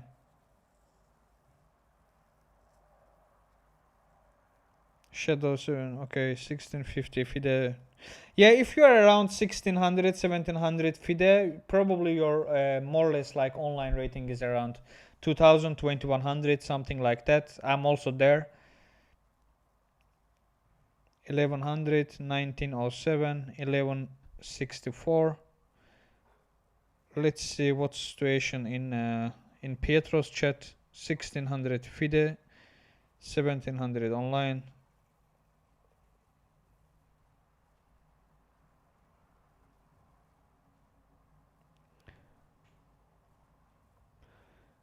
Rick Q6Q, hey, I just wanted you to know I was framed for disliking you. I don't hate you. I apologize if anything went wrong. I have no idea. I mean, okay, like everybody is free to have his own like emotions and thoughts about anybody. Of course, feel free to hate me, no problem. But I would like to know what's the reason if you hate me. I mean, if I did something wrong, I would like to know so I can fix it. And also on the other hand, maybe some misunderstanding happened, and so if you let me know what's the reason that you hate me, so we can definitely fix it. uh, Either we can fix that misunderstanding, or maybe something something I'm done wrong, so I can fix that one. But just share your thoughts, no problem at all. How to defend against d4? Okay, let's have a look on d4.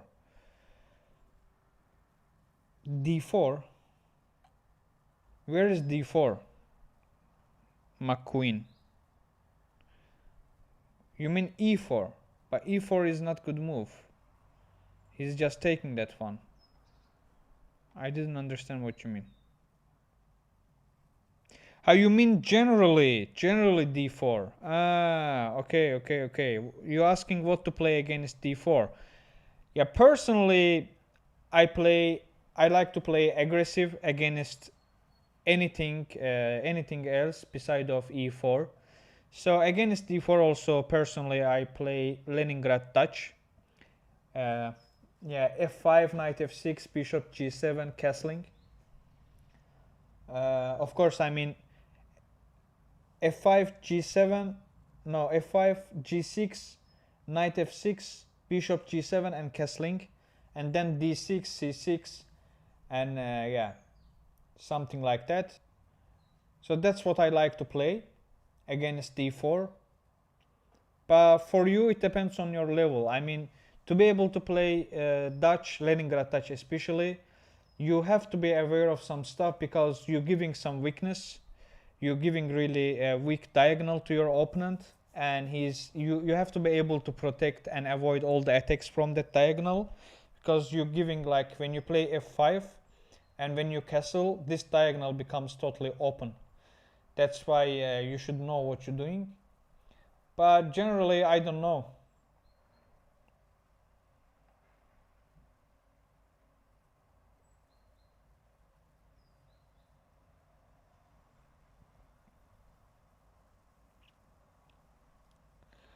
I'm sorry if you thought I hate you. I don't actually. I like your content very much. My friend is for. I'm really sorry for that. No problem at all, my friend. No problem at all, and I really appreciate that you like my content. Thank you so much. Thank you. No problem at all. No problem at all. McQueen is 1900. You are 1900 and struggling against d4. Yeah, then you are able to play Dutch, I believe. If you are 1900, just study Dutch defense. Then you can look at Leningrad Dutch as well. There are a lot of theory. You have to know what you're doing. Otherwise, black can take easily advantage of the weaknesses of Dutch defense.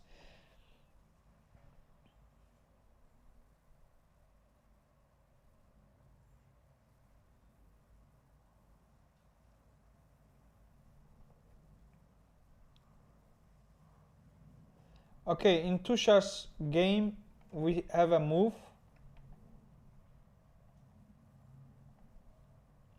Actually, we were already there.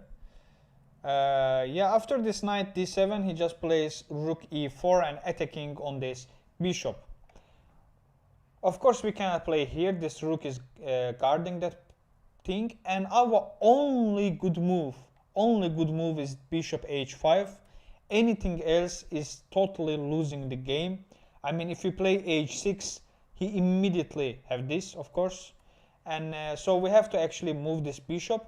But this is kind of pretty obvious and certain attack on this bishop, so it won't be actually too hard to find this bishop h5, because this bishop actually doesn't have so much place to go. If he goes here again, he takes it. So yeah, so this is the only place this bishop can go. If he plays h5 again, this is really bad because he can still take it, and when we take it back, then bishop g6 is checkmate, guys.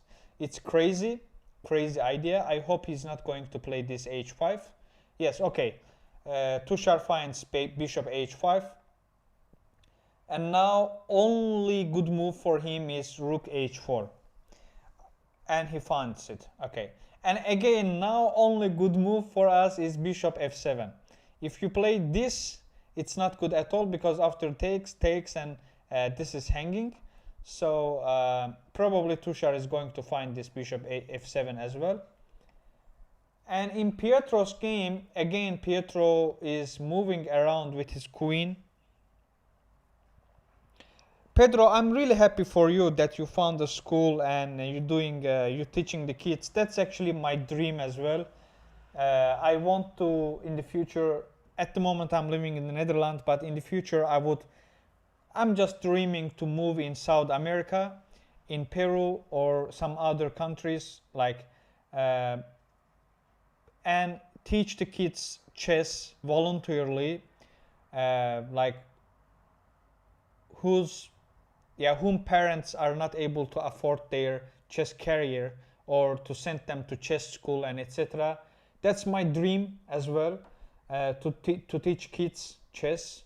And of course, until going there and doing that voluntarily, I would love to also work in a school and teach the kids. It would be amazing. It's my dream, and I'm really happy for you that you figured out such thing, and I hope you also having much fun from your job, and whatever you do is very, very nice, very holy. And actually being good teacher is really, really important part of human being, I would say, because like without learning anything, without teachers, without science, without education, like yeah, there is no progress, you know. And of course, all those progress coming out from the teachers, and teachers are really important, and especially if you are a chess teacher, that even something like really special, at least for me. All the best, Pedro. All the best.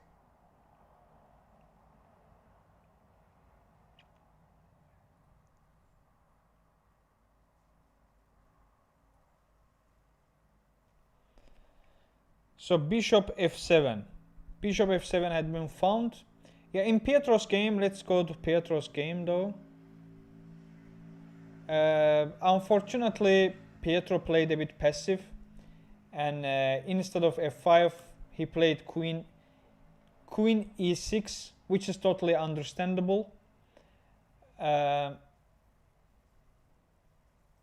not that good move, attacking on this knight, because white simply have this queen h5 and protecting that that knight. And now Pietro actually has to play queen f6, and that those f5 ideas are not possible anymore. And if we play this one now, he can just chop it, because when we take it back, he can just take it. We cannot take because he's winning this. So that f5 is not possible anymore, unfortunately. Something goes on in Tushar's game. Let's go back there. And here actually we see good move from his opponent. Bishop takes h7, totally understandable because this was hanging. And now our only good move is knight f6, guys. It's crazy idea. He can just take, we take it back, and then he takes it. So it seems like actually 1 2 3 4 5 6 1 2 3 4 5, yeah, we are a pawn down, but here it is totally equal, totally equal. King e7 is possible. We have connection between our rooks, and there is no any piece left that haven't developed, and totally draw position. But we have to find that knight f6, which is really hard to see, to be honest. Not really hard to see, but it's not that one of those first moves you see and start considering, you know.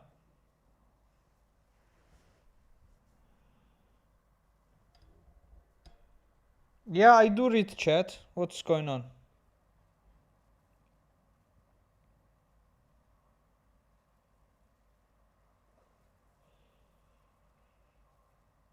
Yeah. Knight f6 is crucial. Knight f6 is crucial.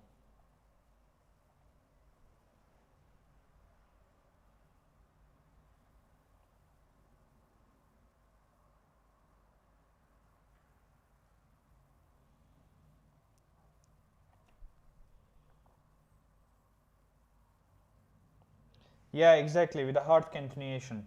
Exactly. It's not easy. It's not easy at all.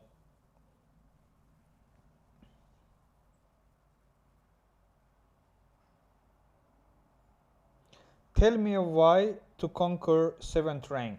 7th rank is the closest rank to your king. So generally, if you can uh,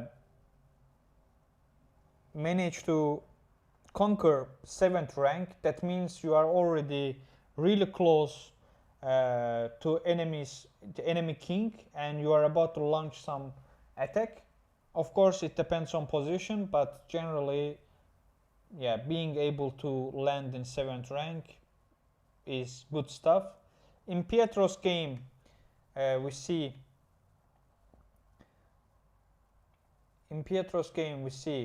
queen f6,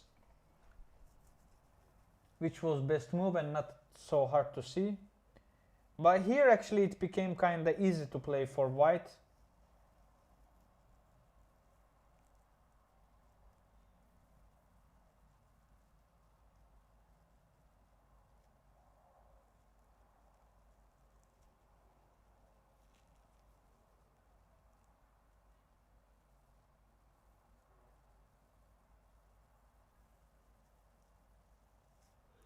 Let's have a look on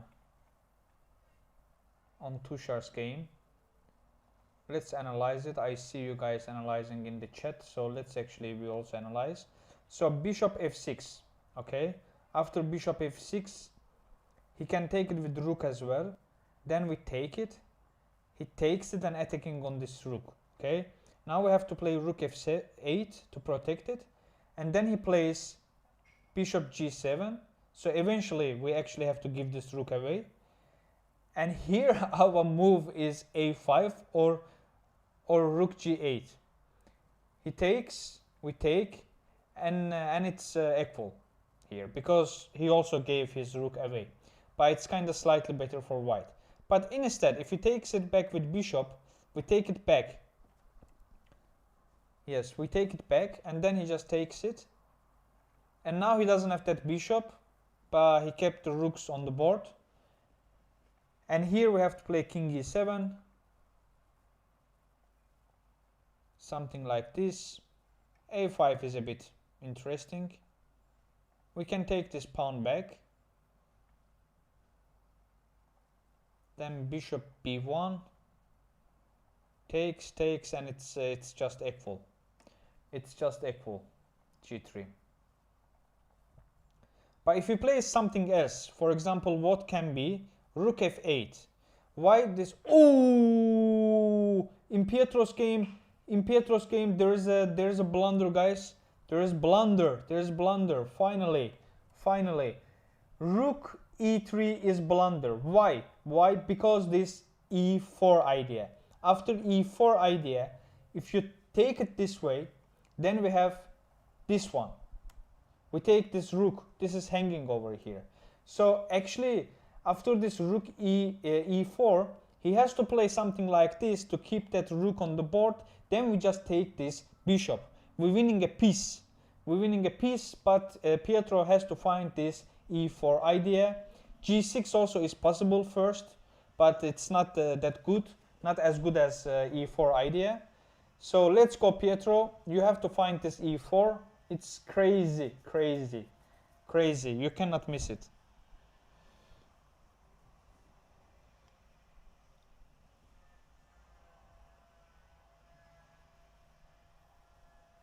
Let's see. Yeah, for Tushar it's not easy.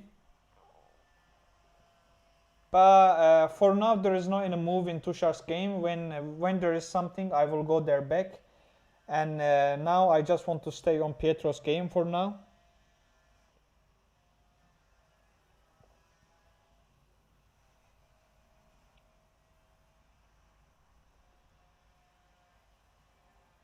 Do you know Jose? Pedro? Do you know him personally? Yeah, exactly. This is just something super easy to miss. You know, he also probably just saw that.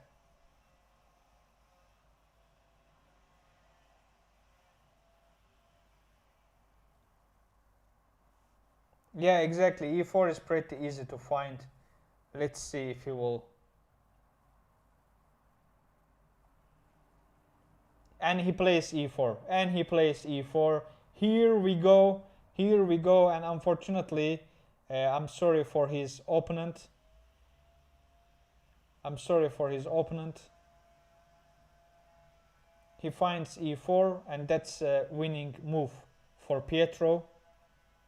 Let's where he go. Let's where he go.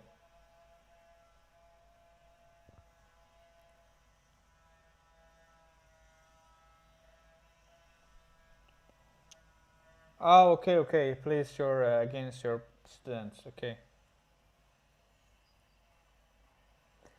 Yeah, after e4, he unfortunately doesn't have so much to do. Either he has to give away that rook or just that bishop, and he even might be resign as well, because it's just really bad blunder. Unfortunately, it's a bad blunder and painful stuff. I totally feel him. I had been there a lot. Actually, we all had been there a lot, probably. All the chess players being there, and now how that.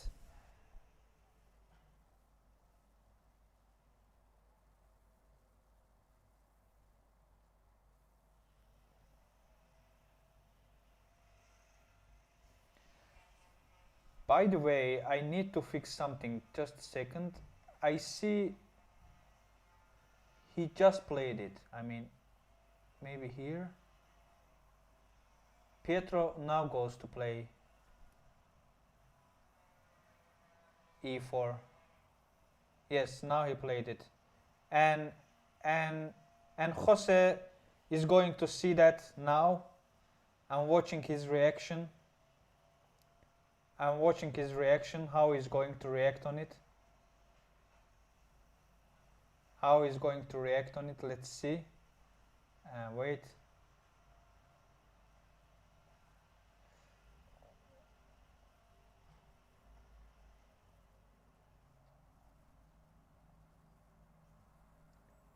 Let's see how he's going to react. Probably he just saw that. Probably he just saw that he blundered. It's a huge unfortunate. Yes, he's not happy at all. He's not happy at all.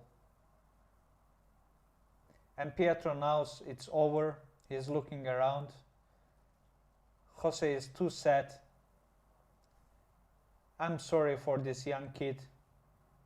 He actually played a nice game, even though there were some early chances for Pietro. But yeah, it's unfortunate. Probably after considering this for a while, his time also is not that much left. We may see some resign in a moment. In the meantime, I'm watching Tushar's game, guys. There is no move over there. As soon as there is a move, I will be back there. And actually he makes a move. Let's go back and let's see what did he play. Okay, he plays that Most natural move, of course. Rook e1, and now Pietro has to take this one. First, Pietro can play this one as well, g6. If queen takes h6, then we have bishop f4 attacking on this rook and queen. So we're actually winning this queen as well. What queen, man? Sorry, rook as well. This is also possible, but I think Pietro will just go for simple and will just chop this bishop away, which is pretty enough to win the game.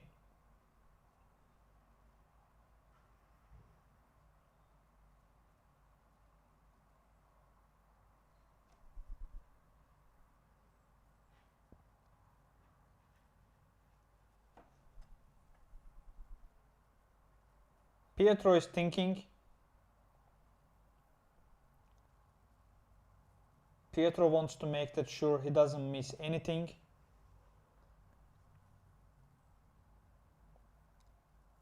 He wants to make that sure he doesn't miss anything.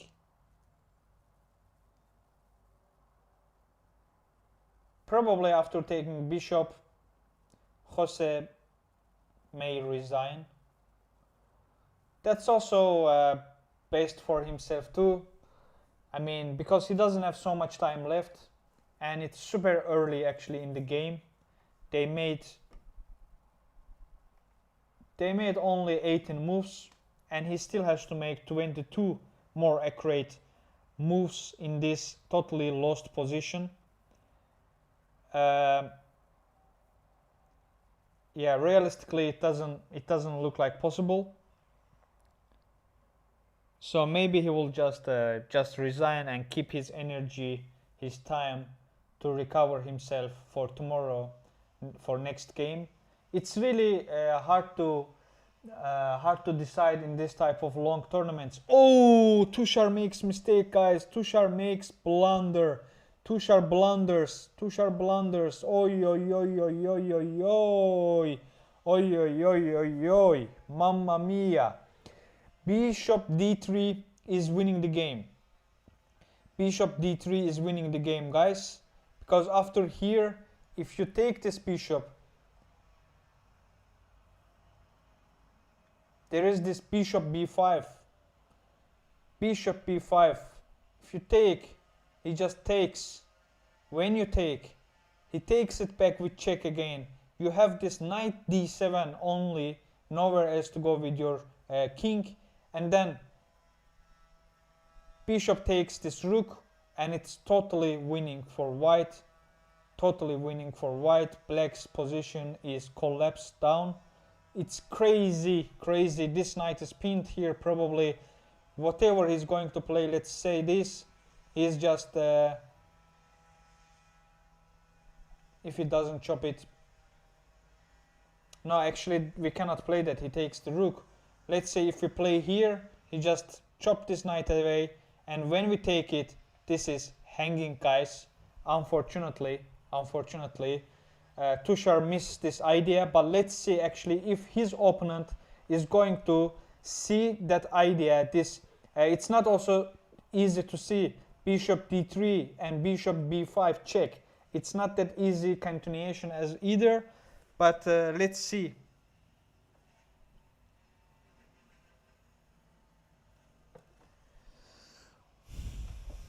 Let's see. Let's finger cross. Now I want to watch actually Tushar's game.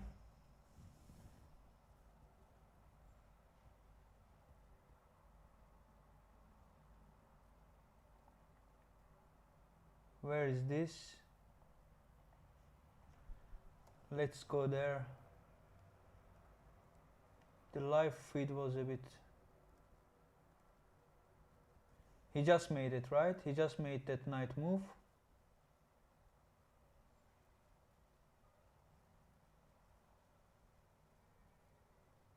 Yes, he just made that knight move, and that's a blunder, and his opponent is immediately going there.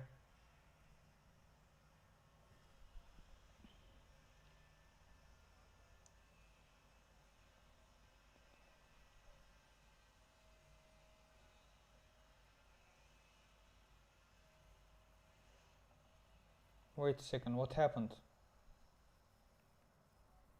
Oh, this happened. Oh, he missed it. Takes, and then knight d7. He missed it, guys. He missed it. He missed that idea.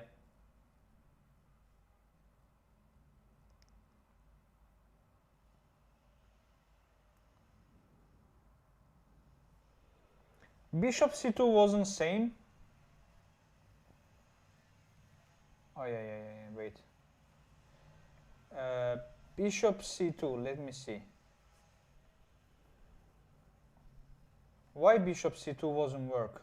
That's a good question. Bishop c2, it doesn't work because this bishop a4, c6, if he takes it, then there is b5. But bishop x b5. Oh man, there is something like this. And trading this bishop. That's why bishop c2 doesn't work. Crazy stuff. And if he takes it, we take. But if he takes that bishop, it's totally winning for white, for black. Crazy lines. Here again, it's equal, slightly better for white, but I don't think he will manage to. He should have taken his time. He should have think and calculate and look for some ideas. It was not easy to see. It was not that type of idea comes to your like, yeah, you see and start considering immediately. But if you take your time, it should be doable. And we have to activate our this rook. That's why we have to play b5 is the only good move, or a6. And this all gives slightly advantage to white pieces.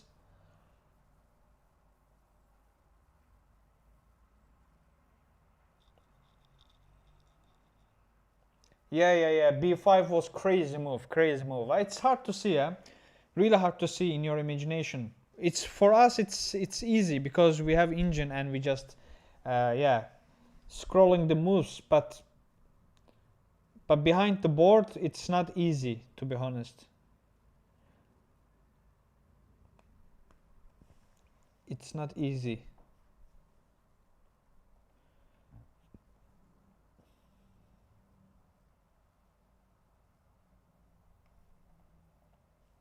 Did he play c4?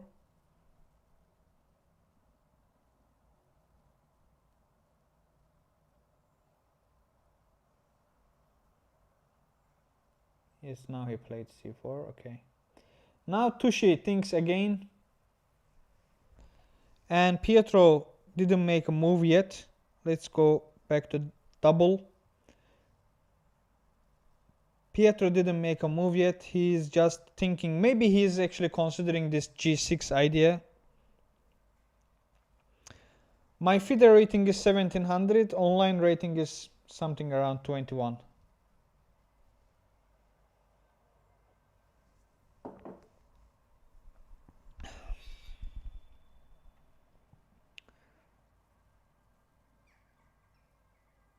Yeah, Pietro's opponent is not happy at all.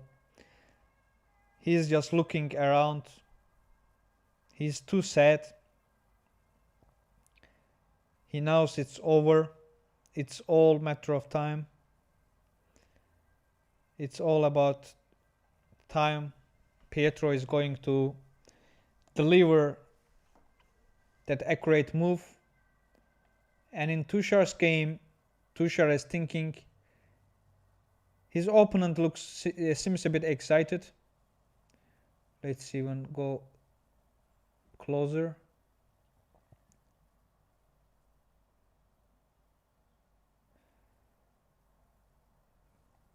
But in equal position, it's not easy to play.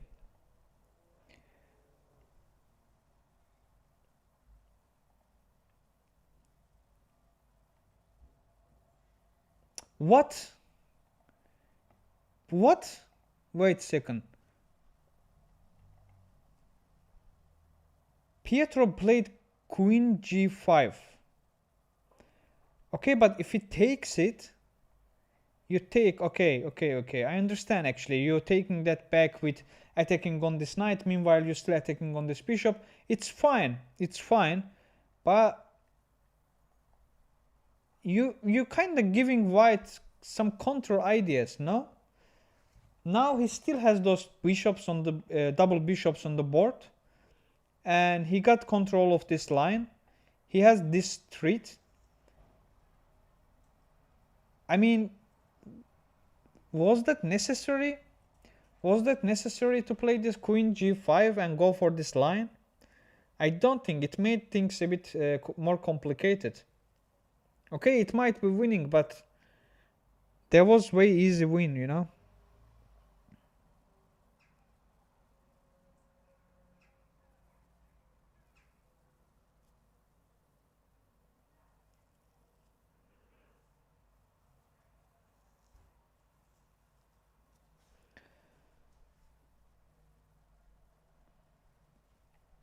But after this,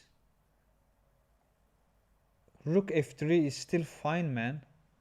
Just it's simple to see this queen d4. It shouldn't be so big problem. I mean, if you play here again, you can just go back here, and or you can just take this one as well. This shouldn't be a big deal. Why would you be afraid of this? I don't know what he thought. And here, yeah. And here, let's find the best move. Yeah, he made the things complicated for himself. He has to play bishop f4 now to keep this tension. If he comes here, okay, he takes this bishop. But bishop c5 also is possible.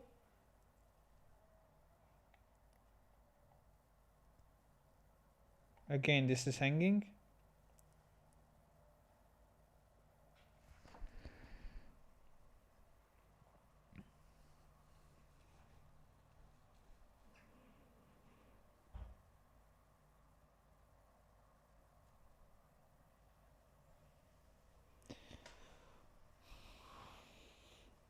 He made things complicated himself. I mean,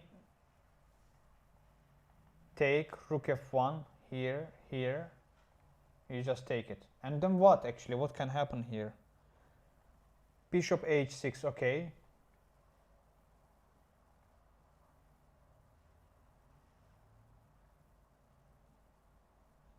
But even if you take it, you cannot come in because of this bishops, man. Let's say you took it, okay? You're collecting the pawns, and you just guard everywhere. Everywhere is guarding. There is no any continuation. Okay, I understand it's not that easy to make that sure behind the board, but I don't know.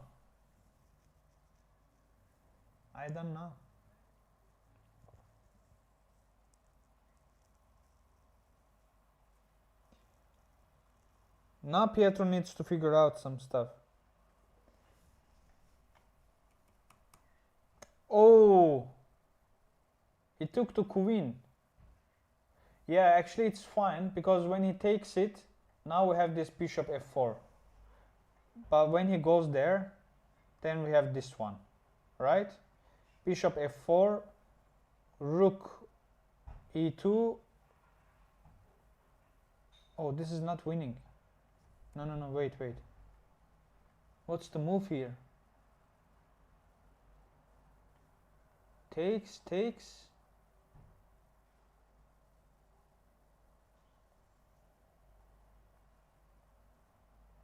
Bro, this knight hanging at the end. Jesus. It's too hard to see from distance. It's still winning for black just because of this knight is hanging at the end with this g5. Crazy. Man.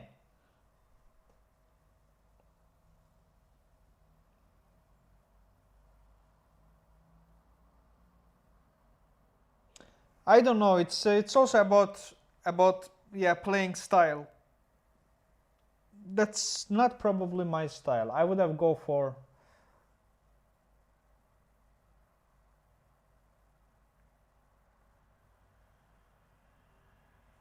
Okay, Tushar's game is getting crazier and crazier every moment. Every move is crazy. And Tushar makes knight b6. Tushar plays knight b6. And again, it's slightly better for white pieces. Not slightly, it's actually almost +2. Attacking on this pawn, which is understandable. But also it's really easy idea.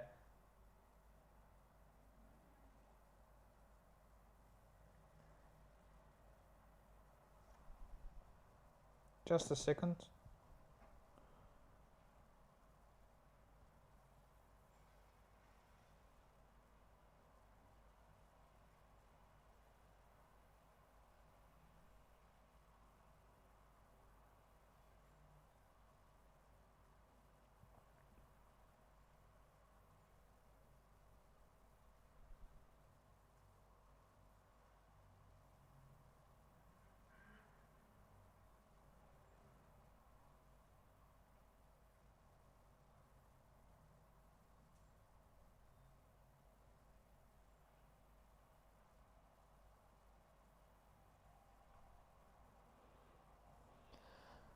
Okay. Okay, sorry, I had to answer some message. Okay, Pietro is thinking still, and after this knight b6, of course this is not the move. If you place this, there is just simply knight d7 again. But if you take it, this is not good.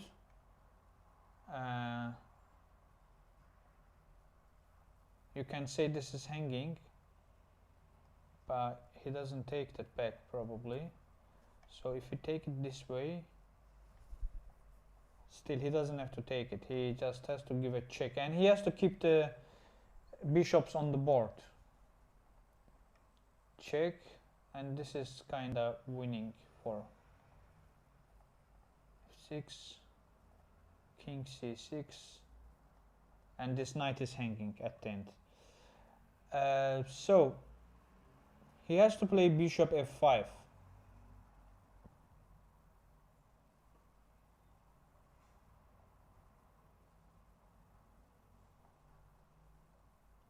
Bishop f5. It's crazy line as well. Because of bishop f5, then we have to play c6. If he takes, we take, then it's fine. But if he doesn't take, if he plays bishop e6, crazy. And here only good move is bishop g6. If we take, it's just over. Yeah. Let's see if you will find those ideas. It's not easy to see.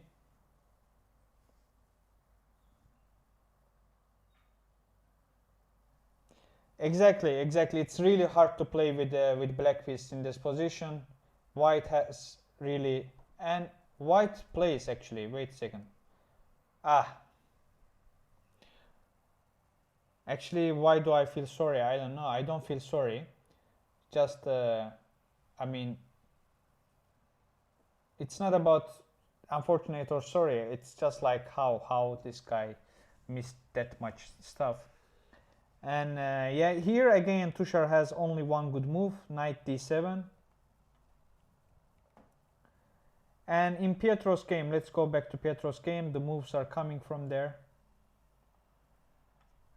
We see bishop f4, and here Jose played g4, giving that rook away, takes, and after g6, actually Jose resigned. Jose just resigned, guys. Let's watch those last moments. Let's watch that last moments. Pietro just won the game.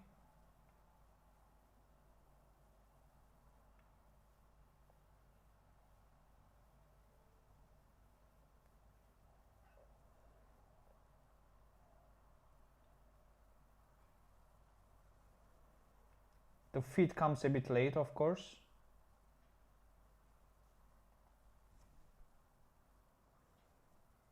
Yeah, g6, and here Jose goes to resign.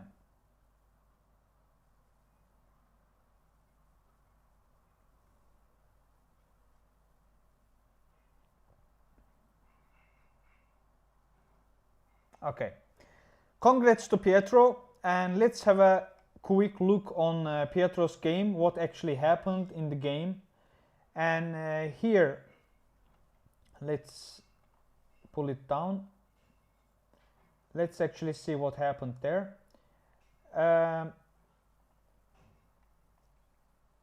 So from Jose we see e4, and here Pietro played Sicilian defense, c5, knight f3, and knight c6, and then of course we see main line of Sicilian, d4 takes, knight takes back, and then here e5, knight goes back to f3, and other knight develops and coming with tempo to attack on this center pawn. He develops his knight with defending that, and here we see of course bishop coming to attack on this knight, and after taking this knight, this pawn is going to be hanging, and of course he has to protect it. And with bishop, then Pietro castling. After bishop d3, we push d5. d5 was really nice move here, and we just mentioned during the game as well, if he takes it, we just have this one, and actually that's what happened in the game, right? He took and we take it back, and if he takes this one as well here, and we just take it back with queen, and when he takes it, we just take it back, and it's still slightly better for Pietro, but he didn't go for that, and he just castled.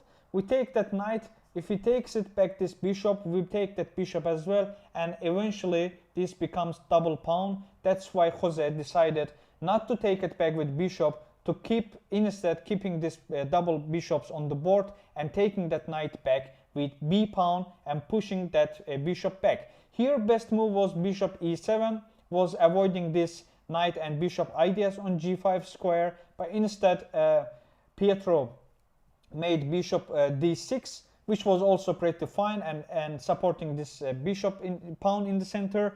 After rook e1, and we push h6 to avoid that knight g5 and bishop g5 squares, and here he also plays h3, which is not actually that necessary. It's understandable, he also wants to guard this g4 square and avoid this bishop g4 ideas, but it was not actually that good, because Pietro had this f5 idea over here. But instead Pietro plays second best move, bishop e6, when c4 is avoiding to this diagonal and looks on this pawn, which is also liberating this rook from standing on this corner. And after there, again Pietro has this beautiful f5 ideas, but instead he decided to go and build his position, like his advantage positionally. Let's say after queen c8 and here c7, sorry, Jose made mistake with this knight h4, again because best move was this f5, and after here white has to play g4, because after g4 we just trade it. When he takes, we play bishop c5, and having these beautiful diagonals on this like king side, and it's gonna be really hard to play for white pieces. But instead Pietro decided to come queen e7 and attack on that knight, and here white has a simple solution for it, queen h5, and after queen f6, and here Jose Ramos blundered, because after this e4 we attacking on this rook and also attacking on this bishop. Jose didn't have so much to do, either give this bishop away or this rook away. He decided to double his rooks, and here Pietro could have easily take this bishop and continue to win this game. After rook f3 we had this queen d4, and let's say he attacks on that queen, we can just take it, and if he chops this one, we don't mind it. Actually, we can just keep taking it. If he takes this one as well, it's checkmate, so he doesn't have that. First he has to play his rook somewhere, and we will have enough actually a compensation to avoid this white's any attack over here. But instead he went for more positional stuff, queen g5, asking for trading the queens. And the problem is, if he takes it, we have to take it, and then you can say, okay, but like he can just take this pawn as well, but then only this is hanging over here. But if you say how was that idea, the idea was actually, there was no so much good idea over here. Anyway, this knight is hanging here. We thought actually, yeah, after this bishop e7, we thought if we take it, he takes, it's winning, because after this bishop f4, he plays this one. We cannot take it because immediately this is taking, and when we take, it takes. So he takes actually two pieces for one rook. That's totally fine for white. Here we have to take this one. When he takes it, then we have this g5, and this knight doesn't have anywhere to go. So that's why this line is still winning. But what happened in the game, after this bishop f4, Jose decided to give this rook away, and he played g4. After taking rook, he takes back with bishop, and after g6, just this bishop doesn't have anywhere to go. This is also stuck here, and Jose resigned. Congrats to Pietro once again, and let's go back and let's see actually what's going on in Tushar's game.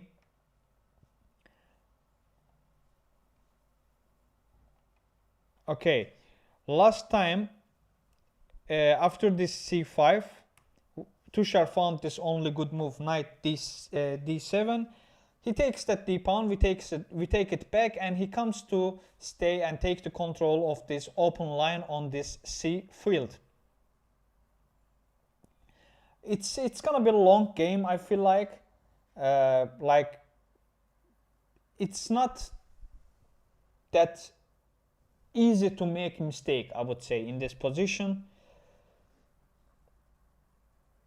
But let's see, you never know. What can be the continuation? Continuation can be a5. If he takes, then we don't take it, by the way, because it's checkmate in one. If he takes, we have this knight c5 attacking on this bishop first.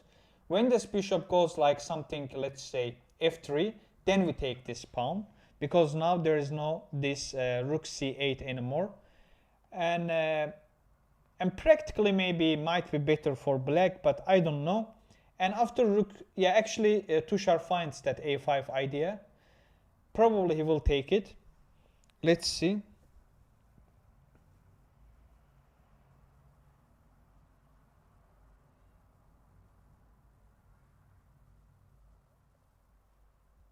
The spell guy is doing the work. Let's go. Again, congrats to Pietro.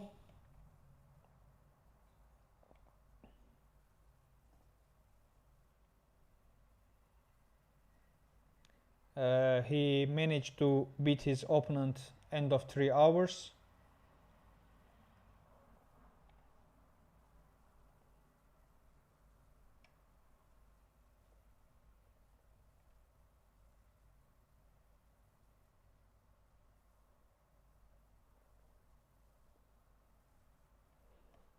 Okay, let me see what's going on. a5. Now Tushar's opponent is going to think a bit. Moksh. But I don't see any comment you made before. I mean, I remember your previous comment was, don't you read the chat? And I said I do read the chat. And after that, this is the only message I see from you. Do you read my comment or ignoring me? I mean, whatever comment you put in chat, I have read them.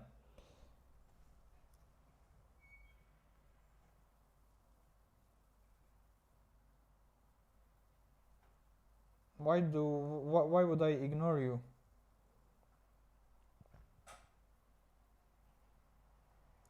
Yes, there is live stream from Tushi's side too, because I'm commentating their both of them their games. Now Pietro won his game. Now we are hoping for the same result from Tushi as well.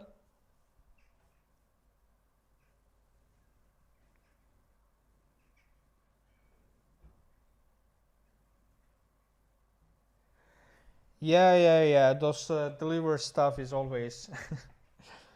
I have I have mentioned earlier that recently I bought a piano.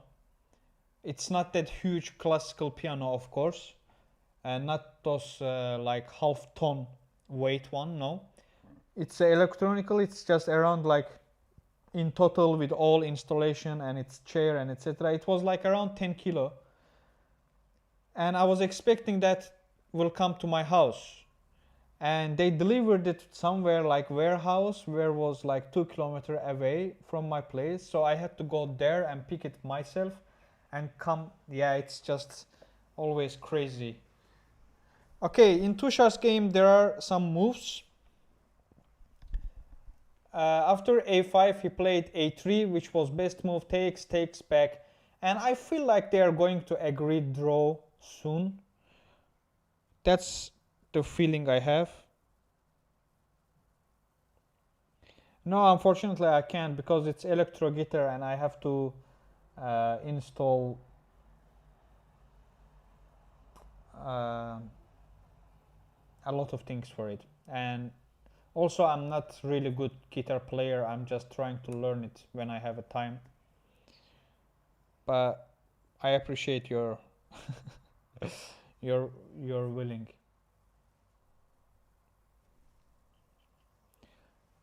Okay, Tushar plays. Now Tushar says, okay, now it's my turn to start pushing, guys. I play knight f6 with tempo on this bishop, but the thing is he can actually take it. When we take it back, maybe Tushar trusts on this pawn structure in the center, but then we're giving actually a passed pawn to white, and he just starts pushing them. And I don't know how easy it will be to stop them. He takes it, and exactly this is happening in the real game as well, and probably we are going to see some pawn pushes from white side.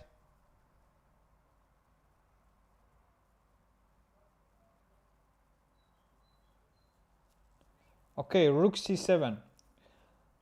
Yeah, here it's not that actually difficult to play, to be honest. Rook a1 also is possible, and then b5, or just directly b5. If we play something like this, then we can do this. If it takes, we just take.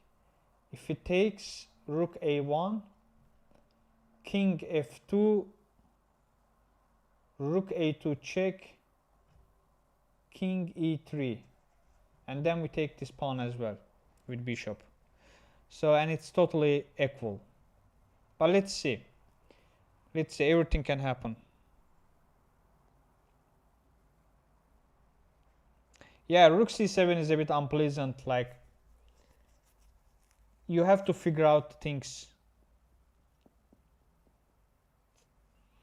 Man, it would be crazy if he wins the tournament by playing Bangla. It will be like really crazy. And first page news.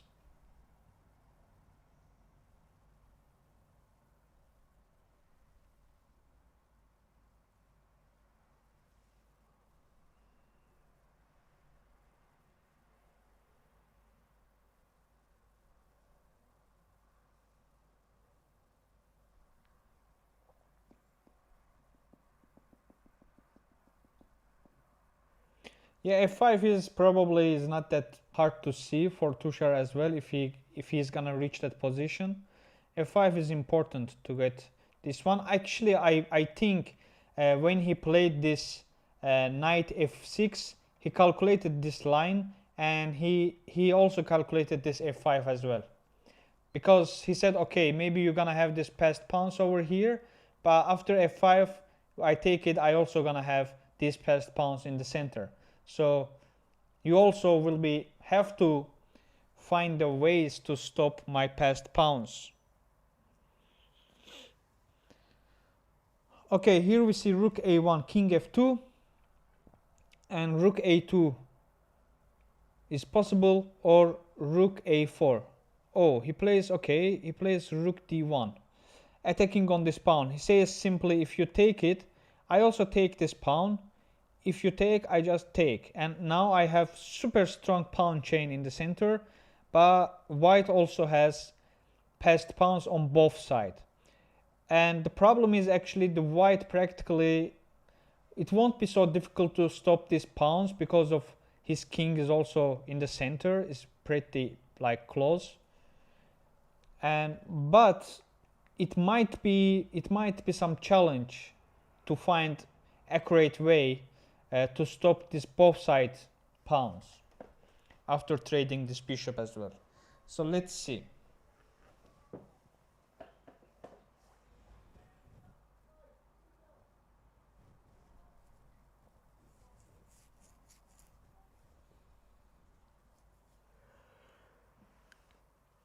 Oh,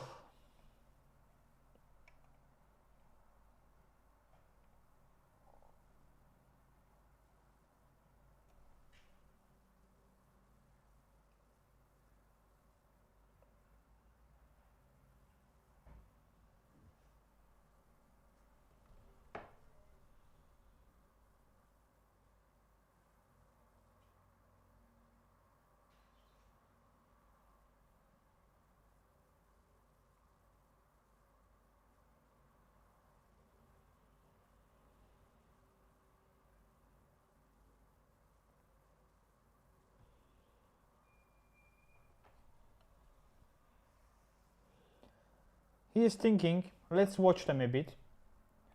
Let's watch them a bit. Let's watch them a bit. Let's see what's going to happen.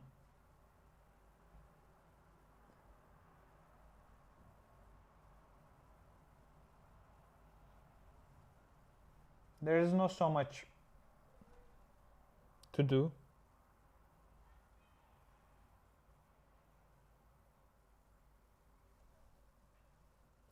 To Tushi, I'm doing the spell again for Tushi to win. It will work. Let's see. Let's go. Let's go. Let's go. Let's very go. Let's very go. His opponent is thinking. He probably tries to figure out some lines that gonna put Tushi in trouble, but I don't think it's actually possible. I do not think it's possible.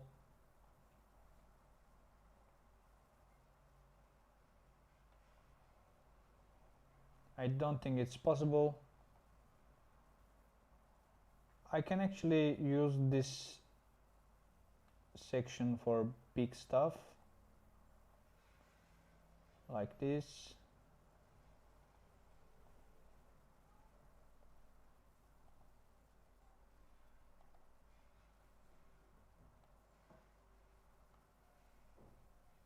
No, wait a second.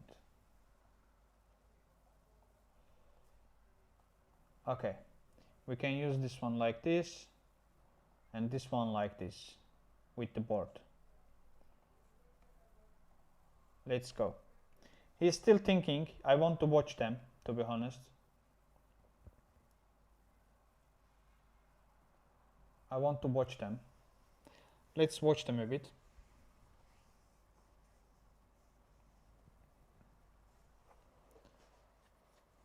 They both are probably tired, and 1.5 months or 2 months ago I played, no actually it was, when was that? Last month, right? Yeah, last month. I played 9-round tournament as well in Amsterdam. Yeah, after 5-6th round it hits you, it starts hitting you. I also played 9-round tournament in January as well. It's not that easy actually to go there and play for 3, 4, 5 hours sometimes every day, 9 days in a row. Especially if your results are not that good, it's really hard to recover and be ready for the next day.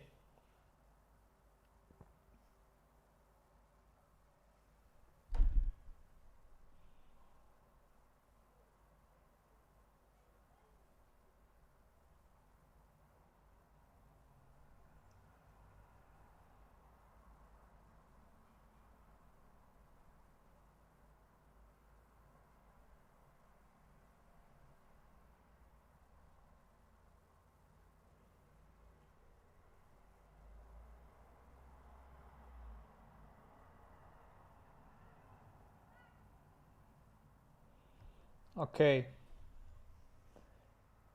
let's go. His opponent is still thinking.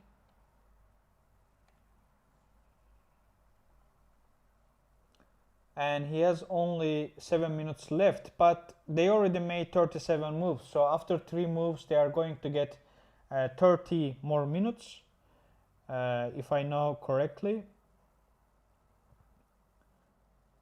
I think that's how it's supposed to be, the format. Normally in tournaments, like if you have double round per day, you don't have extra 30 minutes after 40 moves, but generally in such tournaments, if you play one game per day, it's a full classical format generally. Probably here also after for making 40 moves, you getting another 30 minutes extra. So I don't think actually there is, yeah, we're gonna see really big time challenge. And here probably he's just looking for I mean, how to convert this idea, which is not possible. I mean, there is no way to protect this pawn at the moment because you can't play here. I mean, you're losing. And only idea is to just take it and letting him to take it. When you take, he takes back, and then you just play, yeah, something like this, or you just instead you just start pushing this pawn. I mean, rook b5, and start waiting for him. I mean, maybe we can come. Oh, it's not good. Then h4, huh? Yeah, it's going to be. It's not gonna be so easy to play this endgame for Tushar, to be honest. For white, the idea is certain. I have both side passed pawns. I'm just going to push them ahead, and eventually, if you can find the proper way to stop them, it's draw. If you make a mistake, I'm going to win. But for black, it's not like that. Black needs to figure out the proper defense line and make everything sure that he doesn't miss anything, he doesn't miss any tempo, he doesn't miss any endgame trick. So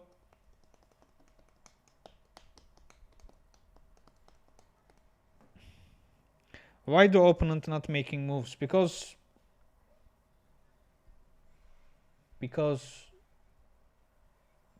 I think you know the answer. Because he got time and he has to make only 3 moves and until getting extra time, so why not to just take your time and think and understand the position, and also to see the possibilities, what can be difficult to find for my opponent, what can be difficult for myself. So you have to consider these things before you're going to play endgame, and that's what probably he's thinking of.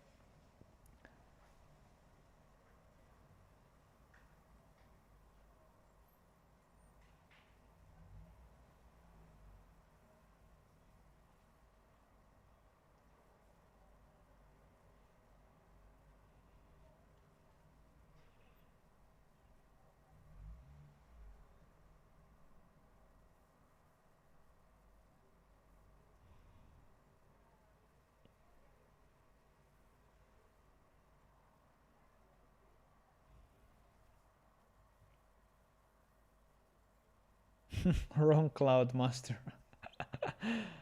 Okay, he gave a check, rook c8, rook c8. Probably we see king e7 or king d7. King e7 I would have done, to be honest. King d7, sorry. Engine thinks king e7 is better, but I don't think there is really big possibility differences between. If you play something like this, yeah, eventually you're coming back to king e7. So it's just better to play king e7 directly. That's why. Okay. After king e7, you can just give a check. If Tushar wants to continue king f8, when he takes it, something like this. Oh, it's actually winning because of this bishop f3. This is pinned, then he comes here to take this bishop. So it's not actually a good move to pin yourself.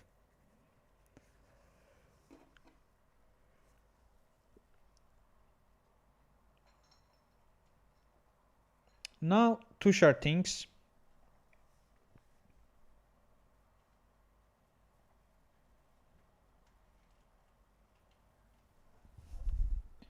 Now Tushar is thinking what to do, how to do. You guys watch Tushar. I need to take really short break. I will be back.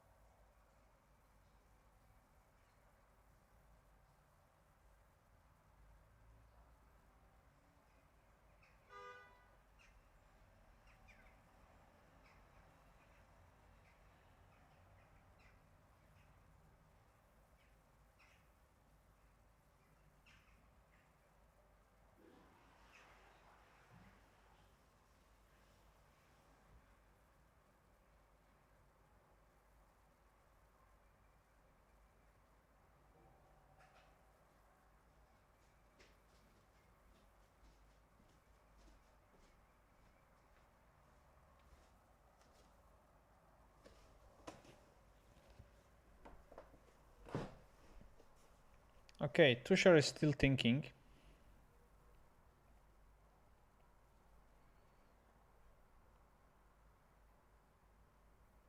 Okay, he made the moves. Let's see. Okay, he played king d7, check, king e7, check, king f8.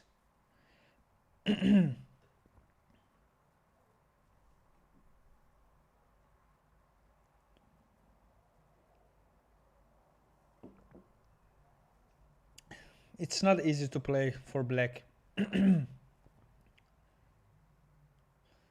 But white also needs to keep playing accurately. But white doesn't have, this type of positions might get like two results. Either white win or it's draw.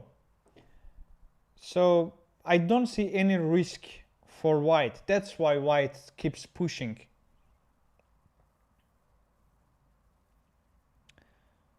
Rook c8, maybe he's going to like just repeat the position, because king g7 also is possible if Tushar wants to keep playing.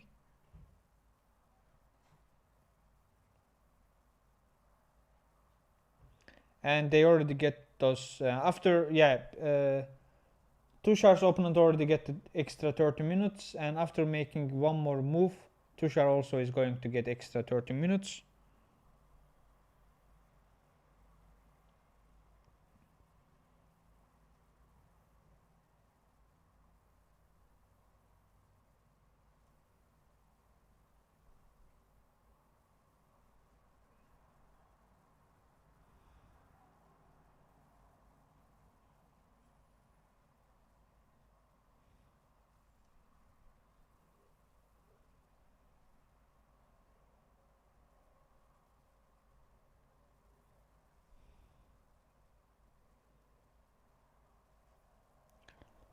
Let's see. Probably that's what Tushar thinks about. Like, shall I just go here back and just repeat the position and make it a draw, or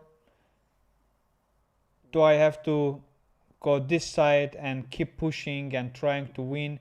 Because, for example, after this, rook c7 again, and like if you take this, bishop e6, because attacking on this rook and this bishop is pinned here. There are some tricks. So after this, when he comes here, you have to just come back. You cannot go anywhere else. Or maybe what about this one? King g8. Or bishop e6 again. Yeah, if you take, then you lose the game. So yeah, there is not much to do for Tushar. After king g7, rook c7 needs to come back, king f8, then probably another check, and they will agree to the draw, most likely.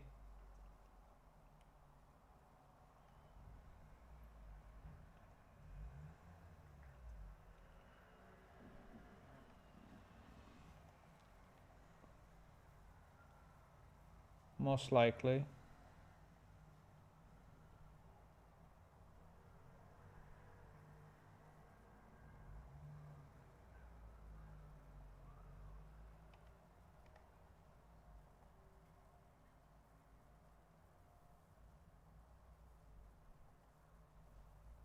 Anyway, Tushar is still thinking. Let him think. Let him think. He's thinking, how can I beat this dummy? How can I beat this dummy? But would I have become a dummy if I keep pushing and playing this game, or is it too dummy attitude to draw this? Okay, he plays king e7. Probably he's going to repeat the position, guys. Probably we are going to see a draw pretty soon. Let's see.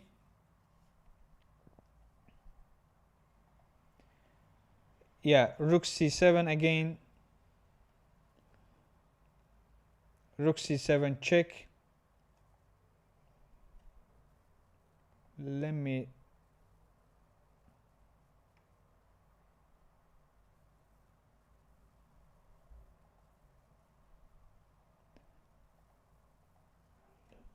push it a bit. Rook c7.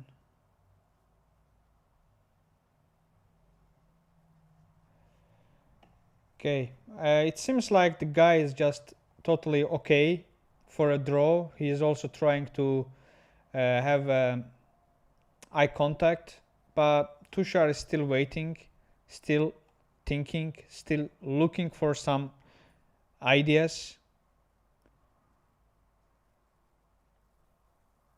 But probably they are going to agree to draw.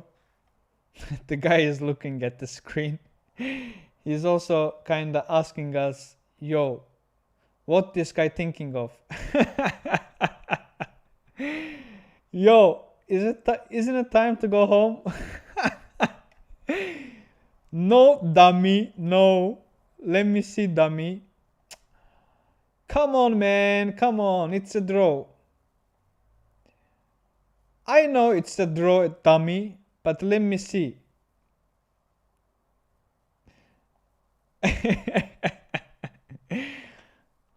Don't call me dummy. Sorry, don't get it as an insult. All due respect, it's just a sweet way that I prefer to call people. No worries. Okay then, draw. No, dummy.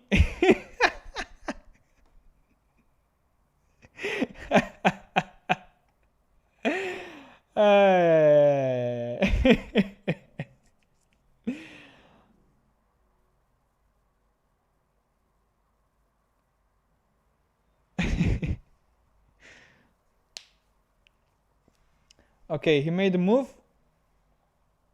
Okay, they agreed draw. Yeah, because there was nothing else to do actually. It was a totally dead draw position. Okay guys, Pietro won his game with a beautiful, nice performance, and Tushar gave us like crazy this punk cloud type of stuff. If you want, we can quickly go back like e4, f7, after d4, king f7, sorry, f6, king f7, bishop gives a check, then e6, and then he plays d5. After bishop b4, he plays c3. Bishop goes back, knight develops on, and until here, like until actually very late point, Tushar's opponent didn't spend any single second, because he already saw Tushar is playing like that f6 king f7 idea, so he prepared for this pretty well. After bishop g7 attacking on queen, Tushar finds good move, queen f8, and then he pushed f4, and instead actually his better move was knight a3, and or just castling already, but he plays f4, which was also not that bad. After king e8, the position was really bad for black, because if he takes it, we cannot take it back. Our knight is pinned over here, and if we take this one, he takes it back and opening this area as well, or he can just directly play this rook f1, and it would be really difficult to play for black. But instead he goes back with bishop attacking on the knight, queen f7, castling, and then we take that f pawn, knight jumps on d2, and here it comes like kinda more playable for Tushar. After this knight e5, he's hoping for this queen trade, and his opponent trades the queens, which was totally wrong, because all the advantage he had was about to have his like black king in really bad position, and queen is on the board. Any checkmate trades any moment can happen, but after trading queens there was no actually so much problem for black pieces. But after this rook e1, Tushar immediately delivered d6, and this knight e4 was really nice idea, because he sacrificed this bishop. But if you take it, knight takes this d6 with check, and wherever you go, if you have to play this one, sorry, yeah, he takes this knight, and if you want to keep this knight on the board like king f8, this is checkmate in one move. So that's why of course Tushar didn't take it. He developed his other knight, knight d7, knight jumps on g5. Trading pieces are totally fine for us, and here Tushar made actually kinda in a great move. The idea was he had to play this rook f1, f2, and after that we are not able to actually stop white from doubling his rooks on this line, and it's gonna create actually really a big danger for us. And instead of that, we should have done this b6 when he plays rook f2. Then we have this rook bishop a6 to protect this area and avoiding this double rooks on this line. But after here, he didn't see that. His opponent didn't see that. After b4, knight comes back to d7, and here bishop has to go back, rook attacking on bishop, bishop goes to f7, and we give away that h7, and here Tushar blundered again. Here it was really crucial point. He had to find this knight f6 idea, which is crazy. He takes, we take, and then he takes it back and attacking on this bishop. We come here, he plays, and here eventually we're giving that rook away, but this is a draw according to the engine. It was really hard to see. Instead Tushar played this knight move, knight f8, which is totally wrong, because there is this knight d3. Hard to see. Whatever we play, let's say we take it, instead of taking this back, first give us a check from this bishop b6, and if we play this takes again, and we lose this bishop at the end, because after this knight d3 he can just take this rook, and what are we going to play? Nothing so much to do. But he didn't see that. He plays bishop e4 instead. After trading, it became pretty drawish position, and here after at the end, after perpetual checks, they agreed to draw. It was a crazy game, and thanks to Tushar for letting us to play this nice game. So thank you all, guys. Thanks for watching, and all the best for Tushar and Pietro for the rest of the tournament. Thanks for watching, guys. I was Inglap from Chess. From Chess A to Z YouTube channel. You can also subscribe to my channel and follow my chess contents as well. Thank you all. See you next time, guys. Bye bye. Take care of yourself.